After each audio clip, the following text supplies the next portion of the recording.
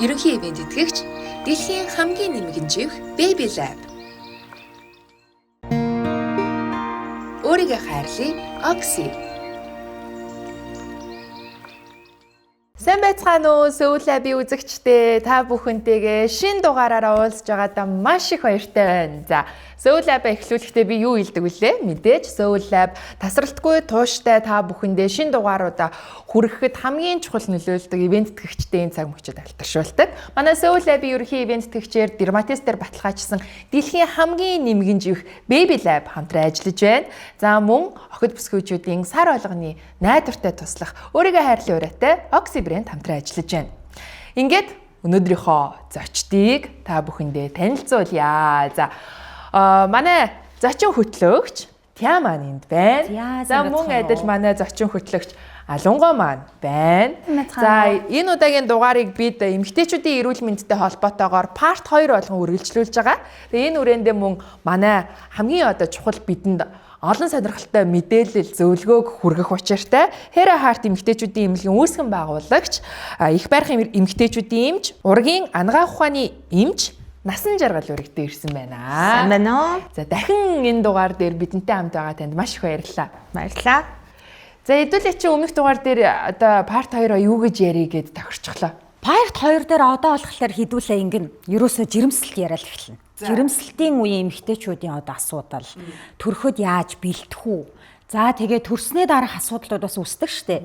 Тэгээ төрснээ дараа асуудал үүсээд одоо нөө янз бүрийн сандал, мандал, хагалгаа одоо тэр нь одоо яг зөв юм уу? Яг ямар үед ямар арга хэмжээ авах ёстой юм? Яах ёстой ингэж явж итэл бидний одоо биологийн нас чинь ингээд цаг нь болоод тэгээ цэвэршилт ирэх нэ. Тэгээ өнөөдрийг болохоор яг иймэрхүү дараалтаагаар ингээ яриад явах юм бол илүү ойлгомжтой болов уу гэдэг. Амьдралын циклэр нь гэж үгүй юм ээ. Түрүү өмнөх дугаар дээр бол за ер нь бол ерөнхийдөө ойлгочлоо гэдэг тийм. Одоо яах вэ? Охин болчлоо. Гэхдээ одоо охиноос хойшоо одоо тийм биений мэрчлээ, ингэчлээ, ийм асуудлууд юу байлаа, жирэмснээс ингэж хамгаалах юм байна гэж юмнуудын тухай ярьсан тийм. Одоо жирэмслэлтийн тухай ярих юм байна. За төлөвлөж байгаад одоо ингээ жирэмсэн болчлоо. Одоо яах вэ? Бид хоёр бол ингээд жирэмслээд төрөөд тэд маань одоо сургууль соёлд явцсан байна. Өөрөө болоод одоо жирэмслэе гэж бас бодож байгаа үнийг юу гэж асуух чинь гэдэг. Одоо асуу. Би очиод найз залуутай ярьсан байхгүй юу? Яна би одоо жирэмслэх төлөвлөгөөтэй байгааг ярьчлаа ш гэсэн чинь чи хацаа төлөвлөгөөтэй байгаа. Гэхдээ би болмоор байгаа штэ гэдсэн чинь хинээс. Хинээс. Чамаас. Тэгээд тийм байна. Амар ичээд улаачлаа. Уусуу гэдэг аахгүй. За тэгвэл жирэмслэлийн тухай хамгийн ихэнд асуух зүйл нь ер нь жирэмслэхэд тохиромжтой нас хизэнээс эхэлж байдгийн. Тэгээд тэр нэг юм анхлан яг одоо төрөгчд гээл бас тустай байж штэ тий ингээд ойрхон төрж байгаа юу гээл ингээл эмдэгт очиход хамгийн ихэнд баг тэрийг асуудаг штэ үр өндөлт хэд удаагийн жирэмслэлтүү гээл ингээл асуудаг. Тэгэхээр ер нь анхлан төрөгч гэхээрээ одоо дараагийн төрөгчдөөс юугаараа онцлог ялгаатай байна? Юун дээр илүү анхааруулжтай байна?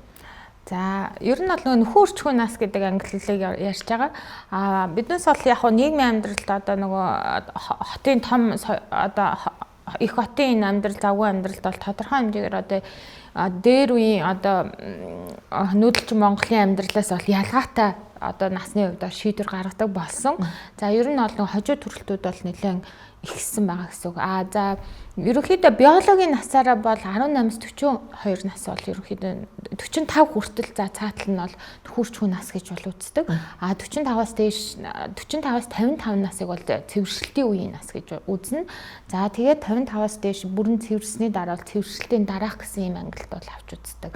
Нийгмийн амьдрал маань биднээсийг одоо жишээ нь 18-с 45 гэхээр шууд 18-тай жирэмсэн болж болох юм шиг шууд бол хүлээж авч бас болохгүй.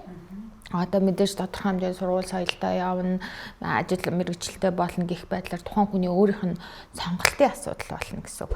Төрөлт хоорондын зайг бол доор иж 3 жил гэж авч үздэг. За нэг удаагийн төрөлтөөр одоо бүхэл бүтэн хүнийг бий болгоод өөрийнхөө биеэс одоо бүхэл бүтэн хүн бий болгоно гэдэг утгаараа одоо физиологийн хувьд за тэгээд нөөц одоо төмөр эрдэстэй бүхэл одоо нөгөө шимтэй бодисуудын дайрчилгаанд нэлээд гарсан байдаг. Тэгэхээр биднээс одоо нэг робот шиг бас бодож болохгүй юм л та. Өөрөлдвөл нэг 2 жилийн зайтай ингээ 3-4 удаа төрчихье гэл энтер гэл боддог те. Одоо шууд одон руугаа явъя гэдэг ч юм уу. Энэ маань бас нэг талтай бол айгу буруу. Ягаад гэвэл одоо хитийг ойрхон төрөхөөр нөгөө эмэгтэй бие бол ядарна. Эргэж одоо нөхөн төлчих хугацаа гэдэг маань бол дорой иж 3 жил гэж үздэг. Тийм байгаа. Тэгээд нэг ингэж идэг штт. Нөгөө нэг анхны төрөлт арай оройтчихлоор нэг юм болдгоо ч үлээ те. Одоо нэг тэдээс хойш насанд төрөхөөр анхны төрөлт бол хүндрэлтэй. Нэг хоёр дахь төрөлт бол арай гайгүй гээд. Тэрний яг ялгаа юм дээр гараад. Умаа буюу одоо сав гээд бидний ард түмний ярьдаг эрхтэн маань одоо умаа үзүү нээгдэх процесс маань өөрөө анхлан төрөгч дээр бол одоо 1 цагт 1 см-аар нээгддэг. Харцангуй өмнө нь огт ингэж нээгдэж байгаагүй хүүхд төрүүлж байгаагүй учраас одоо төрөлхийн явц маань жоохон уддаг гэсэн. За төрөлтийн процесс маань дотор юм 3 үе шаттай. За төрөлхийн 1-р үе их юм бол одоо нөгөө жигд базалт эхэлснээс умаа үзүү 4 см нээгдээд энэс одоо бүрэн нээгдэх хүртэл энэ маань төрөлхийн 1-р үе. Тэгэхээр энэ хугацаа маань анхлан төрөгчдөр арай жоохон урт байдаг гэсэн үг. За мэдээж одоо төрлөг маань удаашраад ирнэ базалж жигдэрж өгөхгүй ч юм уу тий базалж яснаа базалхаа болох энэ төр асуудлууд байх юм бол мэдээж одоо эмнэлгийн тусламжуулалтчгээр эрчимжүүлэх асуудал энэ төр бол яригддаг. За төрөлгийн 2 дугаар үе гэхээр умаа үзүү бүрэн нээгдснээс ураг бүрэн төрөх үе хүртэлх хугацаа маань 2 цаг хүртэл үргэлжилж болно анхан төрөгчдөр. Давтан төрөгч бол харьцангуй умаа үзүү арай хурдтай нээгддэг. Цагт 2 см-аар нээгдээд хурд нь арай одоо хурдан байдаг учраас ихэд одоо завирах одоо тэр удаан хугацааг туулахгүйгээр завир нь арай бага байдаг гэсэн үг. Мэдээж одоо байгалийн жамаараа төрөх болж л үйл байгалийн жамаараа бол төрүүл зүгээр зайлшгүй шаардлагатай үед бол одоо кесар хаалганы заалт гэж бас гардаг. Энийг бол одоо эмчнэр маань өөрсдөө заалтаа харж байгаа хаалгаагаар бас шийдэх тохиолдол бас байна.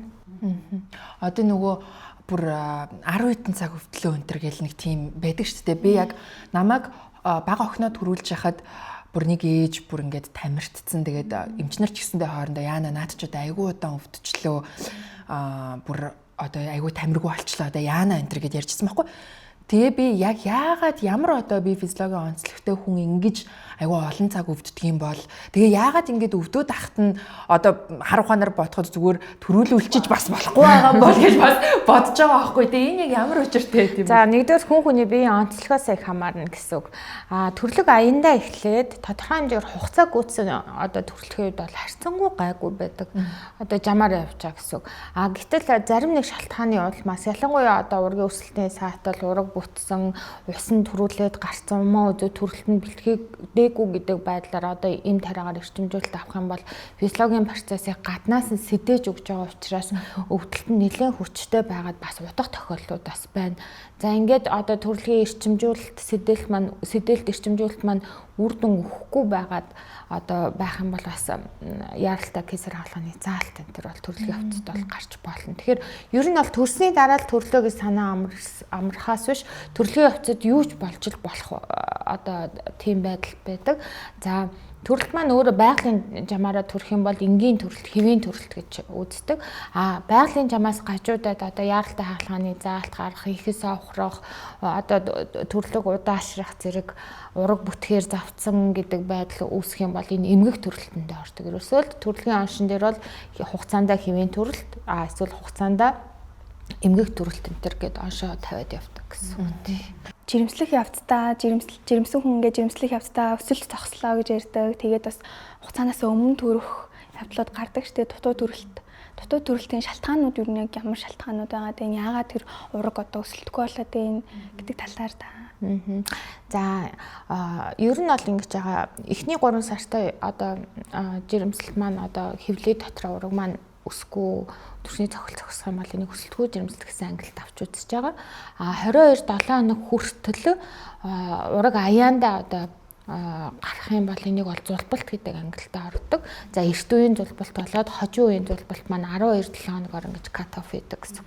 12-оос өмнө байх юм бол эрт үеийн зулбалт, 12-оос 22 7 хоногтой зулбах юм бол одоо хожим үеийн зулбалт.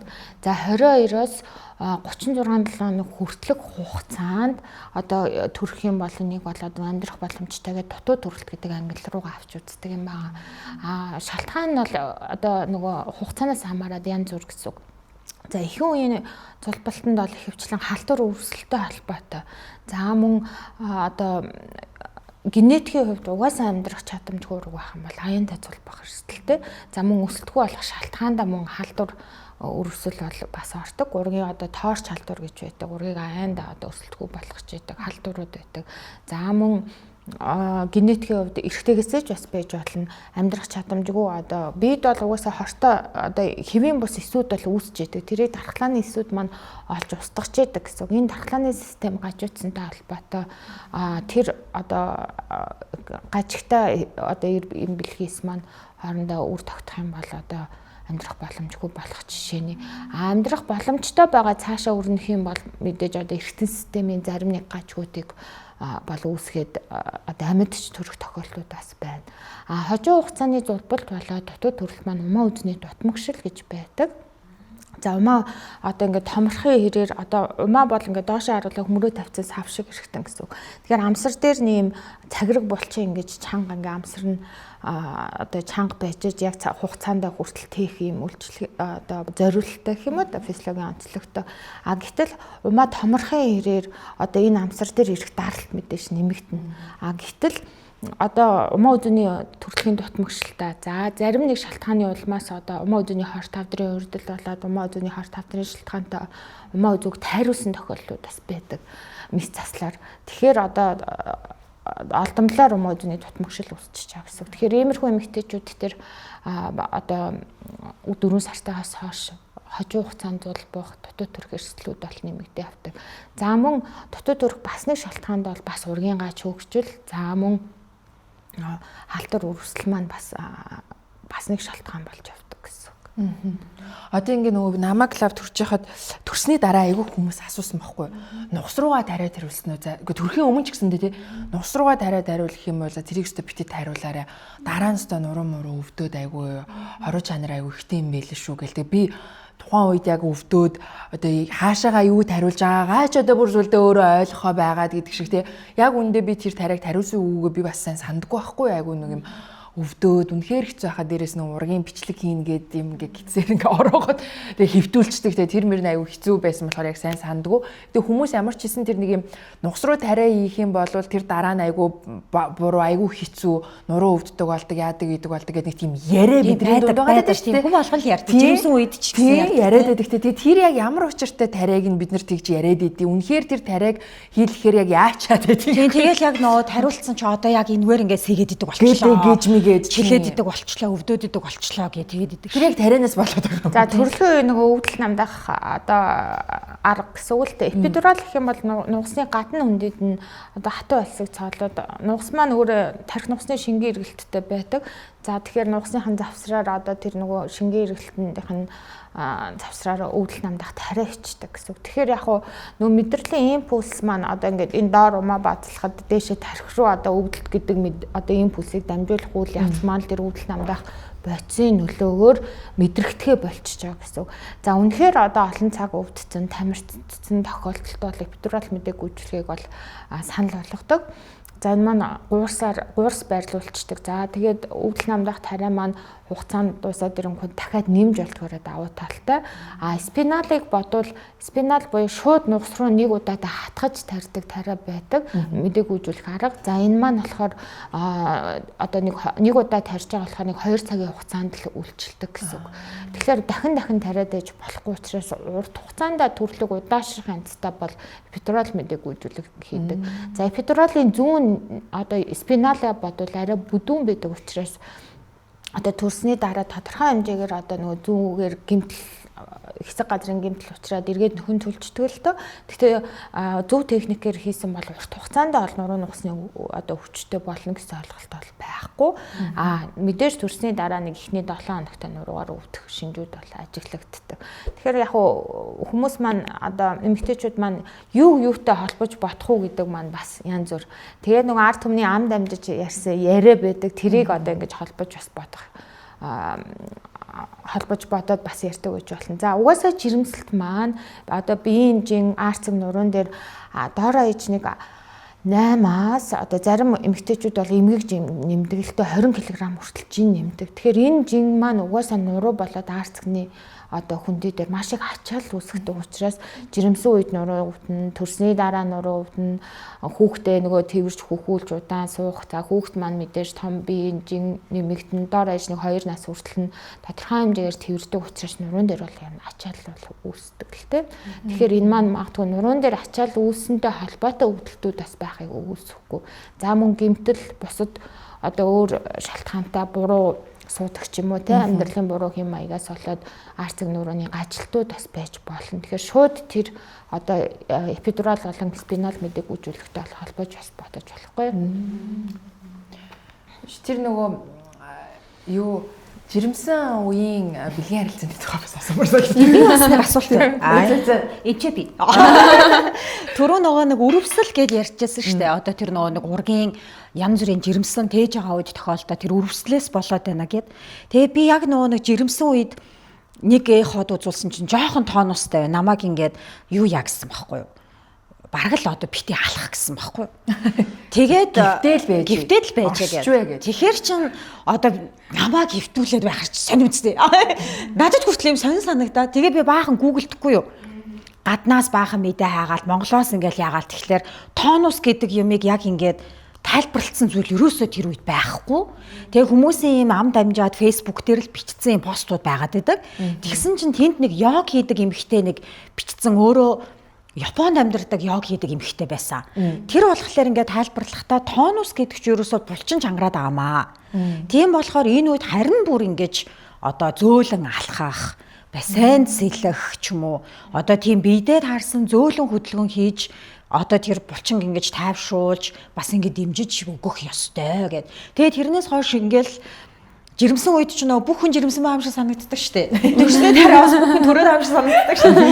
Тэрдээ холбоотой зүйлсүүдийг хараад тиймгүүт ингээл бүх хүнд л бараг тохиолдоод байгаа тэр тонус гэдэг байгаа зүйл. Тэрийг ингээл нөө өөрийн мэдлгүй сүл рүүгээ бараг ингээд судлаад байгаа юм бол судал тонусын судлаач болтой байгаа шүү. Тэнгүүт би нэг ийм юм ойлгосон маань зөв үү гэж асуух чаа. За. Жирэмсэн болохоор төлөвлөж байгаа бол тэрнээс өмнө одоо нөө доод замын өрөвслүүд биш үү? Шээсний замын байна, бөөрний байна, эмэгтэйчүүдийн байна. Тэр өрөвслүүд ч л өөрөө тэрийг одоо эмчлээд тэр өрөвслөө дараад тэрний дараа жирэмслэх юм бол тонус гэдэг зүйл байхгүй юм байна. Тийм. Тонуслах нэг шалтгаан угаасаа өрөвсөл байдаг. За өрөвслийн үед өрөвсөл бид ямарваа нэг өрөвсөл явагдчих тэр өрөвслийн медиаторууд гэдэг тодорхой хэмжээний биохимийн бодисууд ялгарч байдаг л та тэрэн дээр болохоор простагландин, брадикинин энэ төр гэдэг өрөвслийн үед простагландин гэдэг бодис үүдээ. Одоо өрөвслийн үед ямарваа нэг өрөвслийн үед ялгардаг.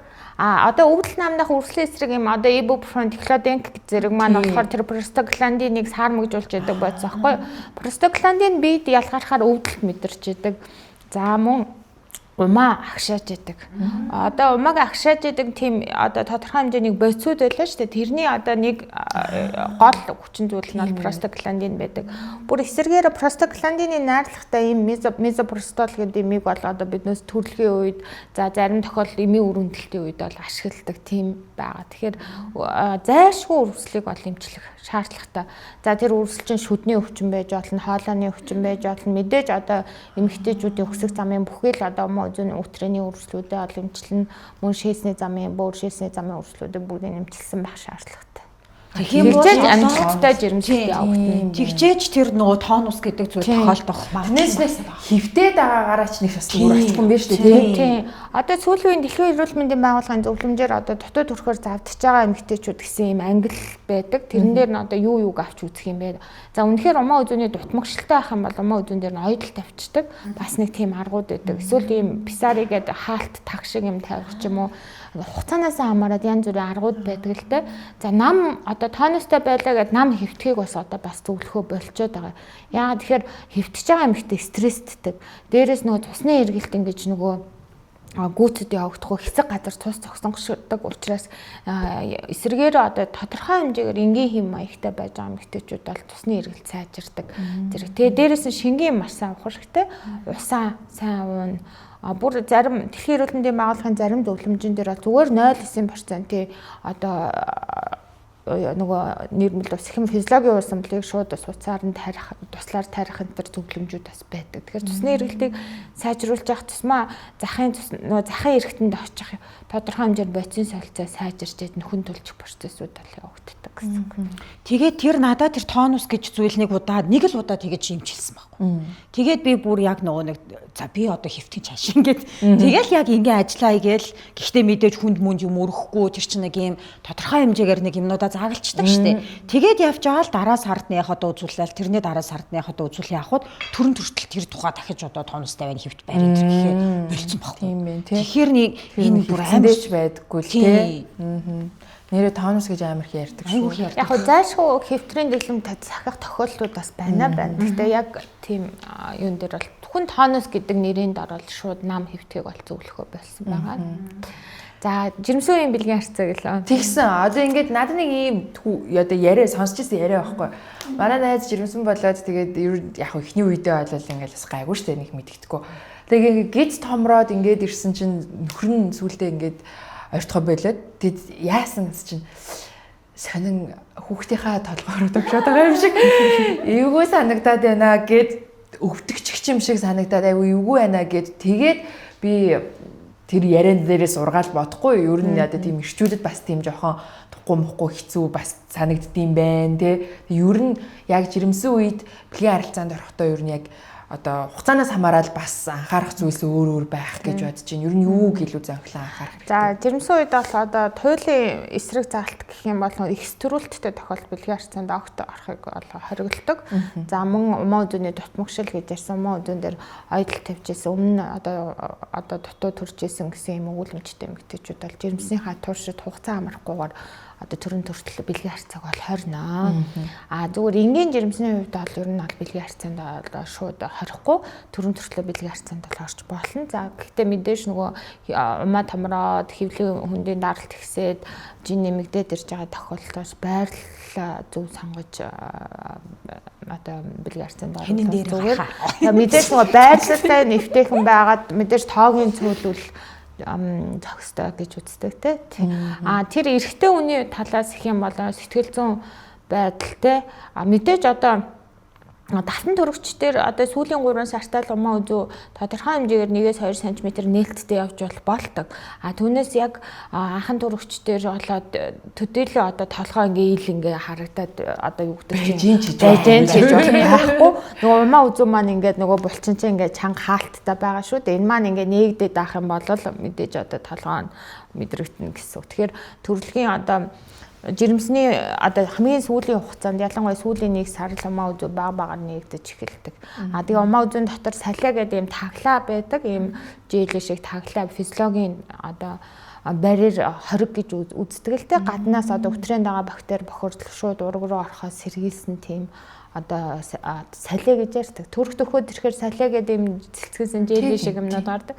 Тэгэхээр энэ умаа үзүү нэгдээд ирэхээр тэр бөглөөс нь ингээд доош унж байгаа гэсэн. Энэ үед нөгөө физиологийн барьер маань одоо хориг маань унчиж байгаа учраас жинхэнэ ураг руу халдвар орох энэ өрсөлдүүд бол яригддаг гэсэн.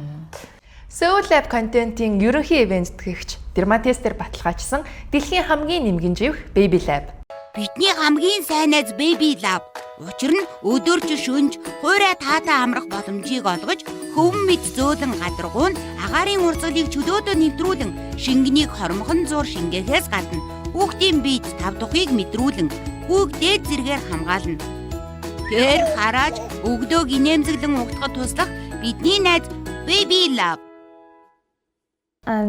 Юу яжсан байхгүй манай найз саяхан төрөөд тэгэхдээ нөгөө төрөх явцдаа хэрцэнгаа ажиллуулж исэн гэж ярьсан байхгүй юу. Тэгээд тохоо үедээ ярихдаа надад болохоор ингээ хэрцэнгаа ажиллуулад тэг хэрцэн ажиллах мэдрэмжээч баг ингээд мэдрэхгүй байсан гээд. Тэг ер нь одоо ингээ бид нарт бодоход ингээ сонсоход хүртэл амар сонсогдож байгаа шүү дээ хэрцэн ажиллах гэхээр чинь.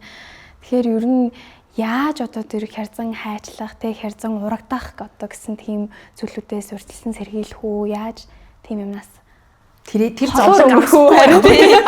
За тэгэхээр ийм ерөнхийдөө бол төрөлхөө 2 дугаар үе жинхэнэ нөгөө мод бүрэн нэгдснээс ураг төрөх үеийг ол хэлж байгаа. За тэгэхээр одоо мэдээж өтрээгээ нэлээд сайн бэлдсэн байх шаардлага. Нөгөө л өрөвслөө бол бүгднийг нэмчилсэн байх хэвээр. Өрөвсөлтөө өтрээ бол маш амархан язарч урагдах гэдэг. Нэг талаас ургийн талаас гэх юм бол ураг том байх. Ялангуяа 4 кг-аас дээш одоо ураг бол мэдээж одоо хэрцэнд маань одоо урагдах эрсдлийг бол нэмэгдүүлж яадаг. Тэгэхээр ерөөхдөө бол одоо том ураг гэдэг ангиллын дор 4 эдлийн дотроо ингэж авч үздэг. Тэгэхээр жирэмсний сүүлийн 3 сартаа нэг хоолны дэглэм болоод амьдралын хэм маяг тодорхой дээр жирэмсэнгээ 2 хүний одоо хоол идэж байгаа гэж одоо баг яригдал 2-5 маваар идэх шаардлага бол байхгүй. Гол шимт хичээлээ аваад ялангуяа цусндагь сахарын хэмжээг нүүрс усны хэмжээг бол барих хэрэгтэй. Сүүлийн 3 сартаа одоо ихсэн цусан хангамж ихсэнтэй холбоотой одоо нөгөө сахар маань ингээд шууд ингэж нөгөө ураг руу ордог. Тэгэхээр одоо сүүлийн 3 сартаа л ураг их жингээ авдаг гэсэн. Тэгэхээр хүүхд хит их томорчгаар бас ураг техник эрсдэл байна. Тэгэхээр хоолд нөгөө хөдөлгөөнөө маш сайн зохицуулах нь байна. За тэгээд дүлэх одоо процесстэй одоо дүлтийн талаар зөв дүлэх. Хярцан яагаад хайчилт юм бэ гэхээр нэгдүгээр хярцаа өөрөө урагдахаас сэргийлж урагдах гад язраад ирэнгүүт нь булчин руу ингэж дагуулж хайчилна. Тэгэхгүй бол одоо нөгөө шулуун гиц хүртлээ урагддаг ч юм уу ингээд эмх замраагүй ингэж салбарч урагдчихаар эргээд оёдол тавхад их хэцүү байдаг учраас ингэж нэг дагууд нь ингэж эпизод томыг гэж хажуу тийш нь хайчилж болно. Перинэ томыг гэж ингээд доош нь чигээр нь хайчилдаг юм аргуу төрөлхөө үеийн аргууд л та. За тэгэхээр яг их дүүлж чадахгүй хүүхдэд дүүлж гаргаж чадахгүй байх юм бол бас нэг одоо төрөлтийн 2 дугаар үеийг хурцсах зорилгоор бас хэрцээ хайчлах одоо заалт гардаг гэсэн үг. Тэгэхээр одоо 2 дугаар үед одоо хэрхэн зөв дүлэх вэ гэдэг талаар нэлээд сайн суралцах хэрэгтэй. Хүмүүс ихвчлэн нөгөө яг нөгөө даралтыг ингэж доош нь нэг хүчийг ингэж доош нь дөрвөлөхгүй амьсгаагаа ингээд нөгөө амаараа ингээд алдаад тахаар хэвлэн үндийн нөгөө болчингууд нөгөө зөв ингэж одоо одоо агшиж байгаа чиглэлийн одоо зөв гаргаж өгөхгүй л байна гэсэн хүчээ алдаад байдаг гэсэн. Тэгээд хоёрын орны хүүхдийнхээ толгойг нааш нь цааш нь одоо ингээд гацаагаад гэх юм уу да. Тэгэхээр одоо хярцангаа ингээд үрээд ерөөхдөө ураг бүтэх эрсдэлтэй тохиолдол зарим тохиолдолд шууд хярцаа хайчлаад вакуумаар татаж гаргах иймэрхүү одоо их барихын тусламж үйлчилгээний аргууд бол байдаг гэсэн. Тэгэхээр нэгдүгээрт одоо нөгөө жирэмсийн хугацаанд зөв хооллолт, зөв амьдралын хэм маяг хүүхдэд томруулахгүй баг. Хоёрдугаар өтрээний өрөвсөл одоо өрсөлтөд өрслүүдээ бүгдийг нэмжил өтрээгээ бэлтгэн байна. Гуравдугаар төрлийн 2 дугаар үед нөгөө зөв дүлэх арга техникүүдээс хуталсан байх хэвээр. Мэдээж анхны төрөгч бол хизээч өмнө тэгж төрж байгааг болохоор шууд нөгөө амьдрал дээр ингээд нөгөө тэр одоо төрөлхийн үед чи шууд одоо хийгээд явхууд бол хэцүү. Ядчил нэг онлын үед мэдлэгтэй болоод ойлгоцсон байх юм бол яг тэрийгэ бодож жагаад нэг хэд удаагийн дадлага хийхэд бол зөвдүүлээ сурчна гэсэн үг. Тэр наан хийлгээд идэх хэрцэнгийн массаж юу хэр үр дүнтэй гэдэм бэ? За би энэ дээр бол яг нэг судалгааны материал энэ төр бол ерөөсөө хараагүй.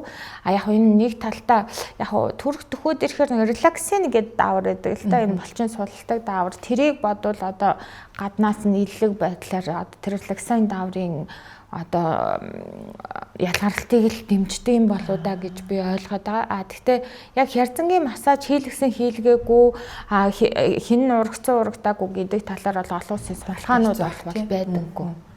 Тийм. Хийгдсэн судалгаа бол байхгүй. Тэгээд бас нөгөө нэг олон төрсэн ээжүүд байдаг. Олон төрсэн ээжүүдийн нөгөө нэг төрсний дараа шээс татгаарл гэдэг аюул сонсч ирсэн би.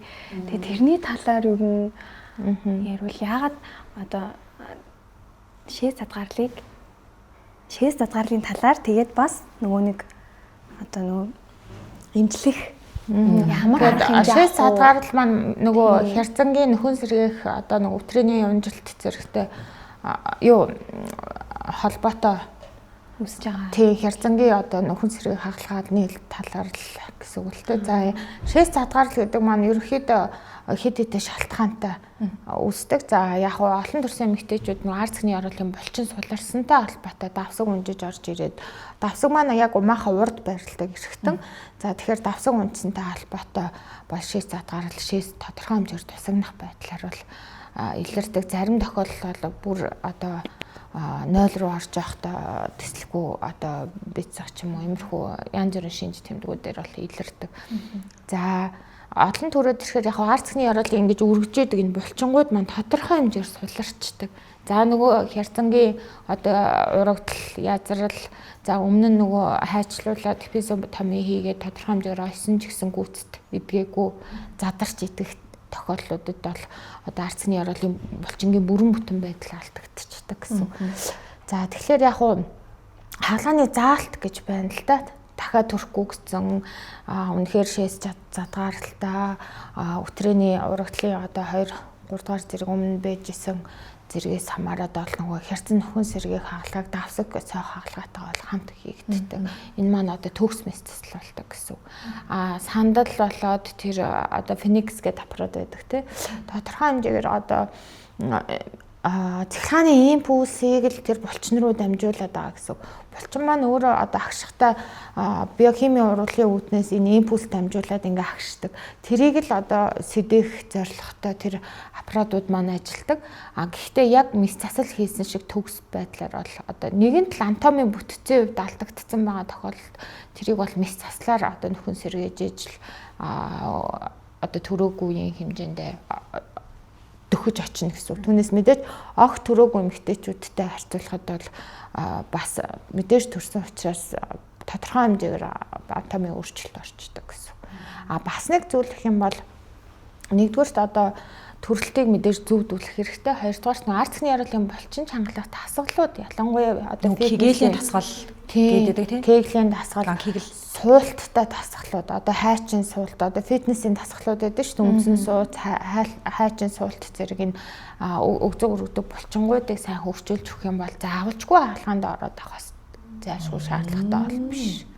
Тэр чинь ерөөсөө нэгэндээ үйлчлдэг гэж бодохгүй байгаа шүү дээ. Тэр нь тусдаа энэ дотроо бас дахиад тусдаа байгаа юм уу гэдэг. Тэгсэн чинь яг эрүүл мэндийн асуудлаа шийдснээр бонусанд нь өгцөг байгаа юм чи. Тийм.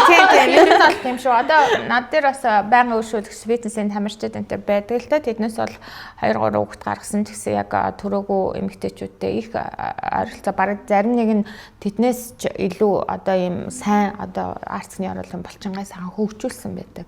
За гэтэл ингээ огт төрөөгүй ч гэсэн бүр нэг юм тув туранхаа нэг огтуд байдаг шүү дээ. Өгзөгний булчин огт байхгүй ингээд одоо ингээ өтрээ маань ингээ тол тавиал харахад 2 талаасаа параметр гэдэг одоо өтрээний ханийн дагуу юм өөхлөг завсрын одоо коллаген бүтэц бүх юм одоо жирвч гэх юм уу да одоо бодох юм бол одоо нэг хан ингээ байлаа гэхэд ханы завсраар нь ингээ нэг юм чигжээс хийдэг. Тэгээ яг тэр шиг тийм өөхлөг ид маань хит туранхай эмэгтэйчүүд дээр бас байхгүй. Тэгэл ингээ тал тавхаал орохоор нэлээ энэ өтрээний зай маань нэлээ юм хоогоол орчих ч юм уу. Тэгэхээр төрөлттэй холбоотой болон холбоогүйгээр ард цэгний оролын булчин маань тусдаа бас том сэдв болоо авчихна гэсэн үг тийм. Одоо ийм юм байна гэж байх уу гэхгүй тий. Одоо би за төрсэн эмэгтэй байлаа гэж үдээ. За ер нь давсаг жоохон унжилттай одоо найтайхаар нэг ганц нэг тусгаад байдаг ч юм уу мэдхгүй нэг бол одоо инээж минийхээр тусгаад байна гэж тэгдэж штэ. Ёо шийдэж бах гэж инээгээд иддэг тийм. Тим юм байж яснаа. Дасгал хийгээд ирсэн чинь тэр ингээд аяанда ер нь бол зүгээр болоод ирнэ гэж ойлгож болох нь шүү дээ. Болно. Тий. Болно. Яа тэгэхээр гэхдээ яг хүнд зэргийн үед бол зайлшгүй хаалганы заалт гарна л дээ. Одоо давсаг унжилтыг цистоцилле гэж нэрлэдэг 3 зэрэгтэй. Нэгдүгээр зэргийн үед бол дасгал хөдөлгөөнөөр бол хэвэн болох боломжтой. 3 4-р зэргийн үед бол зайлшгүй хаалгаа давсагсаа хаалгаа зэрэгээс гарна тийм. Тэгэхээр чинь одоо тэр дасгал бол үр дүнтэй юм байна гэд сая бид нар мэдчихлээ. Эсрэгээрээ нөгөө нэг одоо суугаад сандал дээр ч юм уу юугаар чи ингээ нөгөө нэг тогонд цохиулж байгаа юм шиг болоо. Тэр болвол яг одоо бүр маш өндөр үр дүнтэй гэж бол хараахан амлалт өгч чадахгүй юм биш үү тийм ээ. Ерөнхийдөө нэг одоо өөх хайлуулдаг аппаратууд гэж байдаг шүү дээ. Тэрнтэй л идэх гэсэн үг. Жохоо идэхгүй аргал гэсэн үг. Одоо ер нь бол бүсгүйчүүд маань өөрсдөө дасгал хөдөлгөөн одоо арсын оролын булчингаа өөрөөр нь чангалуул ер нь бол илүү үр дүнтэй. Түүнээс гаднаас нь ингээд чангал гэдэг ингээд юмар тогоор зохиулж ингээд чангалж байгаа шиг тийм хэмжээний одоо хүчтэй юм болчин бол хөгжихгүй гэсэн. Тэгэхээр тэгвэл нэг маркетингийн арга байна тий. Тэр нь бол том тоонууд хэлдэг шүү дээ тий. Ихэвчлэн одоо 5 минут ч үлээ эдэн минут бараг л хэдэн минут суухад хэдэн 100 удаа кеглийн дасгал хийсэнтэй тэнцэн яадаг ч тий. Тэгээ үнжин бодоод тэдэн минут суучж байгаа юм бас хэдэн мянган кеглийн дасгал хийжлээ гэж ойлгох юм байна гэл айгуу тийгээддэг. Тэр бол одоо яг энэ чиглэлийн бизнес хийж байгаа хүмүүст одоо энэ нэг яриаг сонсоход болж байгаа одоо дургуул сонсох баг. Гэхдээ бол ер нь бол одоо өмнөх одоо дугаар дээр ярьсан тий дасгал хийхээр митохондри гэж ярьсан. Тэрэн шиг одоо арц захны яруулын булчин тодорхой хэмжээгээр булчин хэмжээ ажилуулад байхад одоо чангарна дээрээс нь хэмжээний хувьд бол мэдээж томорно булчингийн массаараа томроод тэгэхээр эргээд энэ одоо өргөх процесс явна гэсэн үг. Түүнээс гаднаас нь ингээд тогон захиулаад төдийлэн тийм үр дүн бол одоо хүрэхгүй. Мэдээж яг тодорхой хэмжээгээр бол үр дүн гаргал байх.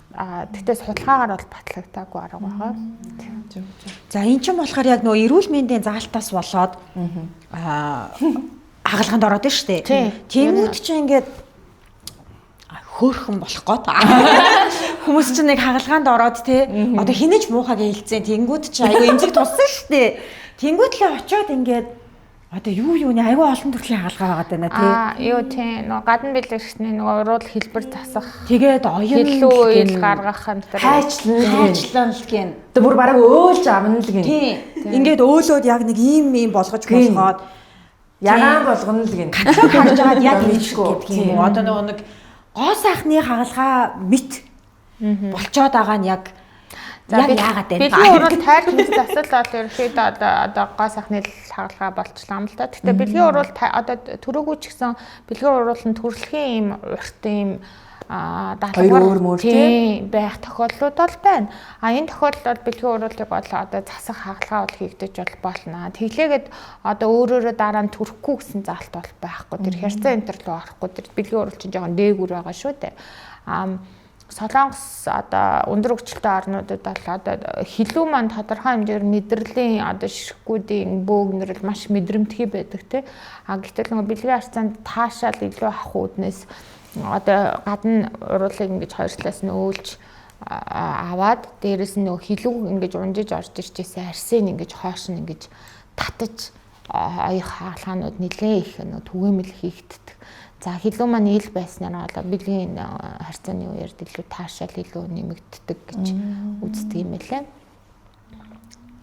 Тэгэхээр тэр яг юм нөгөө одоо эрүүл мэнд талаасаа гайгүй мó халдвар малдвар авах одоо тэр мөрийн зүгээр идэггүй. Яг хөө мэрэгжлийн эмчнэрээр одоо мэцэлхийлэгч байгаа бол тэгээд нэг 70 минут дотор идэх чинь тэгээд гайгүй.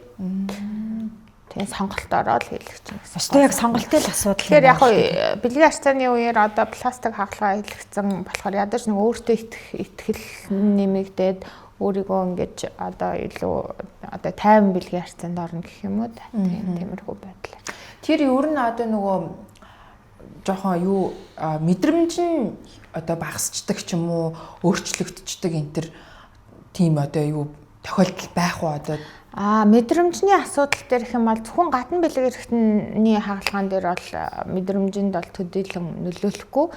Давсаг сойх хагалгаа ялангуяа өтрээний урд ханаар давсаг сойх хагалгаа маань хийгддэг учраас одоо жицэг гэж яриад байгаа эмэгтэйчүүдийн одоо хамгийн одоо нөгөө мэдрэмтгий хэсэг гэх юм уу бэлгийн арцааны үеэр жицэг маань одоо өтрээний яг урд ханаасаа 1.5-2 см зайтай ингэж товоож гарч ирдэг. Ер нь бол сайн мэдэрдэг хүмүүсийн хувьд бол за тэгэхээр яг энэ дээр бол ингээд салтыг хуульж байгаа дээш нь сойх торч юм уу эсвэл яг давсгаа тэр одоо проект дээр яг хаалгаа хийгддэг учраас энэ хаалгааныг маш сайн одоо нөгөө бодолцож хийх хэрэгтэй. Маш их одоо нэг одоо зүгээр хатгахтаа хүртэл тэр жизгийг гэмтээчгүй гэдэг байдлаар энэ маань маш одоо анхааралтай хийх хэрэгтэй гэх юм уу да.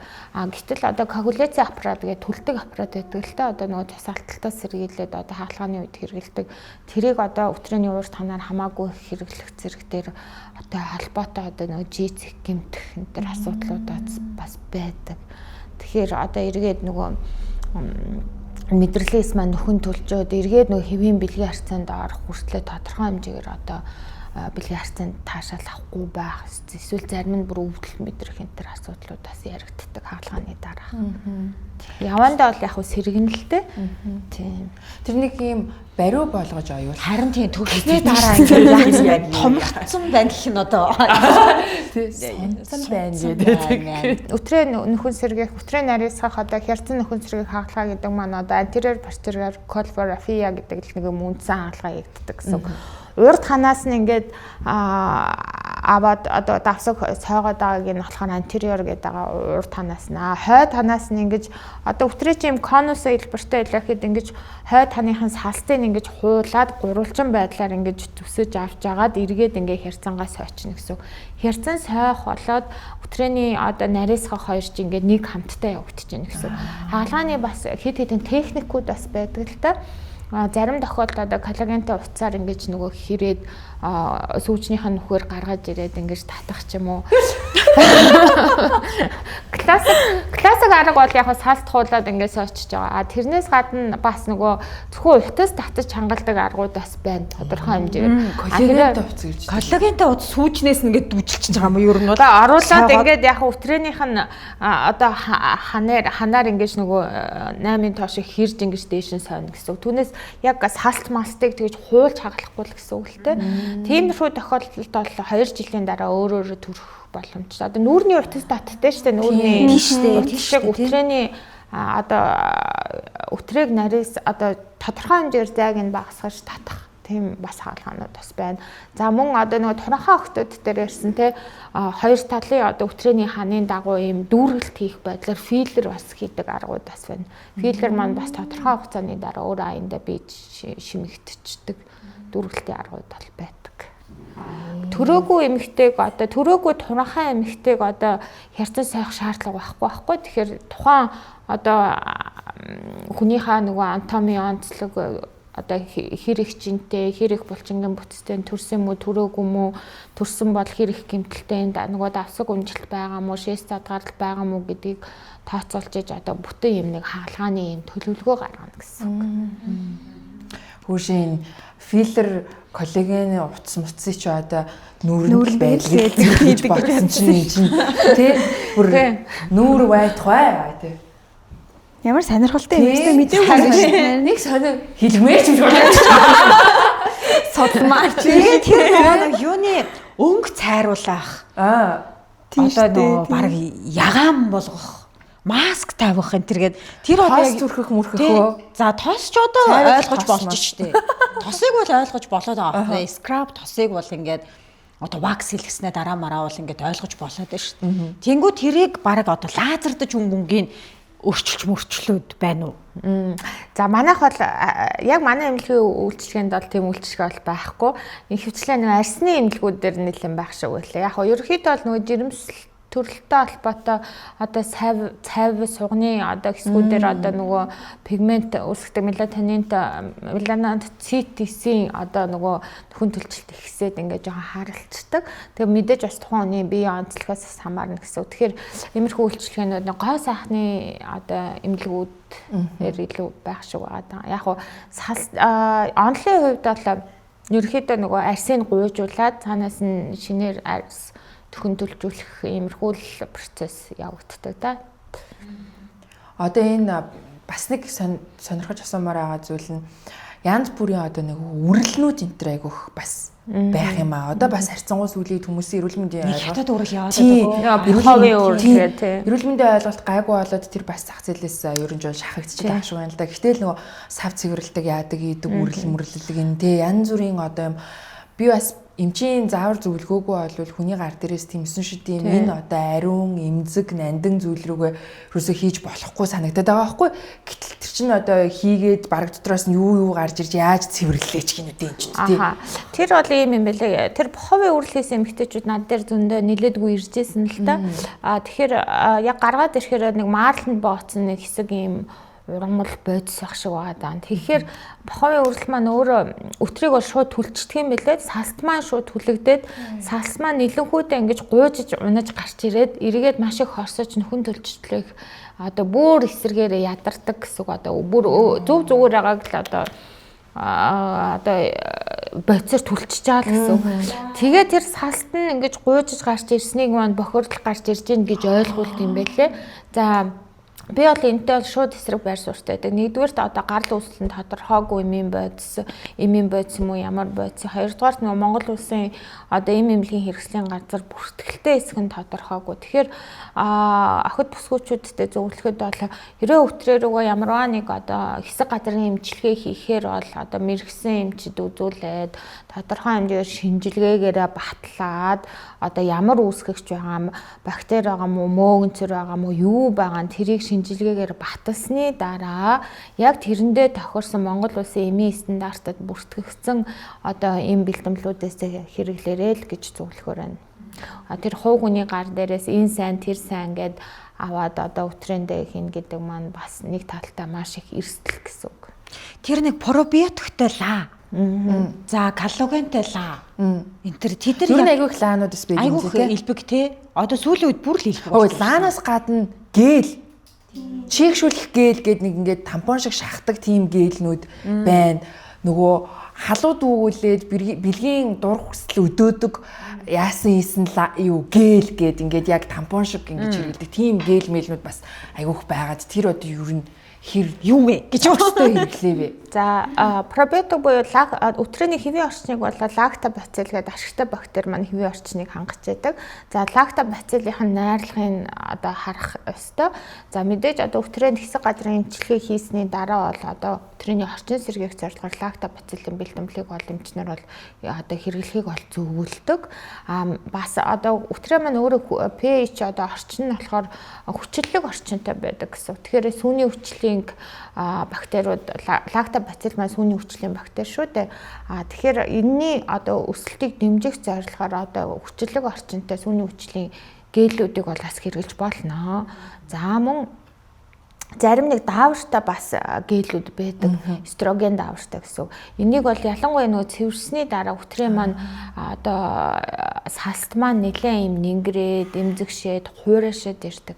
За энэ үед бол нөгөө эмэгтэйчүүд маань бэлгийн харьцаанд орох дур сонирхол муутай болоод ирдэг. Тэгэхээр мэдээж нөгөө шүүрэл багасчихлаар салт маань ингээд зарим нь одоо хорсоод, урагдаад, язрах тохиолдлууд ч бас байдаг. Энэ үед бол бэлгийн харьцааны өмнө болон за мөн одоо өтрээний нөгөө хуурайшлаас сэргийлээд эстроген даавартай гээл лаануудыг бол хэрэглэхийг бол зөвлөдөг байгаа.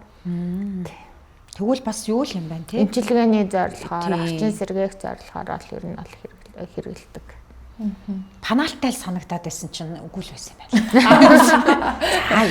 Тэгэж лактобацил гээд одоо найрлагын сайн хараараа. Тэгээд хүчлэг орчин. Энэ хоёрыг л сайн. pH 3.3-аас 4.3.5-аас 4.5 та тийм гээлүүдийг тэр яг нөгөө нэг орчныг нь л яг өөрийн тэр юугаар л байлгах хэрэгтэй гэж жоохон бахад бас ээж мэж аяг өгчигдвэс янз бүрийн савн мавнгаар угааж болдгүй юм. Ер нь л баг ингээл усаар л угаагаад одоо тэр үед чинь нөгөө нэг эмхтэйчүүдээ савын тэр илбэг биш шүү дээ. Тэгээд эний чи ингээд угаагаад ингээд ээж болдгүй юм. Өөрийнх нь юу нэг алдагдчихдаг ингээл юм ирснээр дараа ээж мэж аяг өг тэгэл байдаг байсан. Тэр яг орчингийн яг юугаар л байлгах гэдэг тийм физиологоор нь байлгах гэдэг гэсэн. Intimate wash-наас болоод бас айгүй их нөгөө нэг орчин эсэргээрээ солигддог одоод байх шиг байгаа юм тий. Интернет вершныхаа нөгөө пэйжийг бас хараараа 3.5-4.5 гэж эзэлчихэд байна. Тэгээд тэр окей байх юм бол окей юм тий. Окей. Орчныг бол нөгөө юу байхгүй, саармагжуулахгүй гэсэн үг. Тэгэхээр хатуу савангууд бол ихэвчлэн саармагжуулах хандлагатай. Одоо хүчлэг орчныг саармагжуулаад тэгээд эргээд нөгөө мөөгөнцөр болоо бактери бусад одоо гадны бэхтүүд үржих орчныг бол бүрдүүлдэг гэсэн. Түрүүний тэр нөгөө сандал энтер дээр нэмээд асуухад гин сая саналаа л да нөгөө кеглийн боол гэж байдаг шүү дээ. Тэр ер нь бас хэр үр дүнтэй байдгийн бол боол хийгээл нөгөө аль болох итгэвтэй хөдөлгөөнтэй байх үедээ боолоо хийгээд ер нь алхаж малхаал гүүж мүгээд яж юм бол илүү сайн ажилдаг энтер гээл те. Би яг өөрөө тэр боолноос олж өрөвсөж исэн юм баггүй нөгөө төрөөд дүнгэж удаагүй дархлаа сэргээгүй байхдаа чухамл төрөөгүй юм шиг болно гэж л одоо бодож те. Тэгсэн чинь нөгөө боолноосоо авчиж өрөвсөд ингээ бөө юм болж исэн. Тэгээд тэрнээс хойшоо ер нь яг кеглийн боолыг бас ашиглахтаа айгүй юм зөв бодолтой ашиглах хэрэгтэй байна. Тэр чинь нөгөө ингээд дахин ашиглагддаг учраас тэрний хэрэглээг бас айгүй сайн анхаарах хэрэгтэй байна гэж бас бодсон. Тийм. За төрсний дараа бол хэсэг газар одоо физиологийн биений өмгүүдэл гэж байдаг. Нөгөө биений мэр хугацаа маань тухайн хүнээсээ их хамаардаг гэсэн. За хөхүүл байгаа үед бол одоо биений мэрх процесс маань нэлээд хоошлох хандлагатай. За тухайн хүнийхээ онцлогоос хамаараад дунджаар 5-6 сарын дараа нөгөө хүүхдүүд маань нэг бор хоолнд ороод ирэх үеэр болоо ихэнх эмэгтэйчүүдийн биений бол ярьдаг. Өөрөөр хэлбэл өндөвчний үйл ажиллагаа дахин сэргээд дахиад жирэмслэх боломжтой өдрүүд гэсэн үг. Онлын хувьд бол 2 жил хүртэлх хугацаанд ирэхгүй байж болно. За энэ маань нөгөө сүйжилтийн гормонтой холбоотой нөгөө үнчин тархинаас ялгарч байгаа пролактин дааврын нөлөөгөөр нөгөө өндөвчний үйл ажиллагаа дарангуйлагддаг гэсэн. Тэгэхээр яг энэ үед бол бас өтрийн өрөвсөх хандлагатай. Ер нь бол нөгөө ашигтай бактери буюу лактобацилл маань буурчихдаг. Яагаад гэвэл нөгөө эстроген даавар маань ялгархгүй байгаа учраас өмнө ярьжсэн лактобацилл маань эстроген даавраас тэжээгддэг. Эстроген биед бага байгаад ах тусмал нөгөө лакта амнууд маань багасах хандлагатай гэсэн. Тэгэхээр энэ үед бас одоо тэр боолыг бол одоо өтрийний орчин гол нь хэвэн байлгах тал дээр нэлээд анхааруул зүйтэй. Боолны хувьд бол за судалгаагаар яг бүрэн батлагдсан зүйл бол байдаггүй. Гэхдээ бас яг тодорхой хэмжээгээр үр дүн өгч гинэ гэсэн одоо эмч нарын одоо яриа гэх юм уу да. Тиймэрхүү байдлууд бол байдаг тийм. Би бол яг миний зүгээс бол боол болоод бусад одоо сандал аппаратуудыг бол огтол хоригддаггүй бас шууд бол зөвлөдөггүй яг нөгөө нотлохын зурсан ангаах ухааныг хэрхэн болгодог үүднээс шууд хаалгаа болон бусад нөгөө тасгал хөдөлгөөнөө илүү зөвлөдөг байна. Хичнэраасаа их юм сонсох юм аа. Надад амар боо юм ярьсан бахад байна. Юу яах юу яагаад байна бүр мэдээллээр хангагдаад бүр толгойд үрж шít. Толгойд үржсэн. Мэдээгүй юмудаа мэдэж аваад юм чи. Юу гинвэ гэдэг. Би одоо боол гэж сая сонсч. Тийм үү. Боол гэдэг юм байд юм аа. Soul Lab-ийн ерөнхий венжтгэгч өөрийгөө хайрлын урайтай Oxy брэнд. Сэтгэл санаа тавгүй. Ягаад ч мэдгүй. Хаанаас ч юм гарч ирээд хань олж барыг мэдээдэг. Зарим үед намайг өөрөөс минь илүү сайн мэддэг. Хоббиг нь хүсэл тэмүүлсийг нь хамгийн сайн дэмждэг нэг нь. Нартай, бороотой, салхитай солонготой бүхий л үед үргэлж дэрэгдэн байдаг. Миний хамгийн татны найз. За нөгөө цэвэрлэлтийн үед гээл ашигладаг гэдээ яриадсан шүү дээ. Ер нь дараагийн сэдвэн маань цэвэршилт байвал тэ. Цэвэршилт гэж ер нь яг юу юм? Хэдэн наснд цэвэршилт гэдэг зүйл үүсээд байгаа юм те ямар шинж тэмдэг илэрдэг гэдэг тал дээр. За цэвэршилтүүд маань 45-аас 55 наснд бол явагддаг. За цэвэршилтийн үе болоод цэвэрсний дараах үе гэсэн юм үндсэн хоёр хэсэгтэй гэсэн үг. За цэвэршиж явах үед бол хамгийн түрүүнд бол өндөвчний үйл ажиллагаа буурж байгаа нөөц багасж байгаатай холбоотой биений өмнө алдагдал ихсэн. За тухайн хүний биеийн онцлогоос хамаараад цэвэршилтийн хам шинж илрэх болон илрэхгүй гэдэг янз бүр. За одоо эстроген даавар маань биед буурж байгаатай холбоотой бие махбодын зүгээс одоо тодорхой хэмжээний хямрал өөрчлөлт явагдаж байгааг цэвэрлэлтийн хам шинж гэдэг одоо оншийн дор авч үздэг. За энд маань болохоор тодорхой хэмжээгээр ургал мэдрэлийн тогтолцоог хямардаг, даралт бага зэрэг ихсэх, зүрх дэлсэх, сэтгцийн талаас одоо сэтгэл санаа тогтворгүй болох, нойргуудах, за мөн халуун талааны одоо төв алдагдсантай холбоотой хөлс одоо гарах гинт одоо халуун орих, биеэр халуун орих Тэгдэм билээ. тий.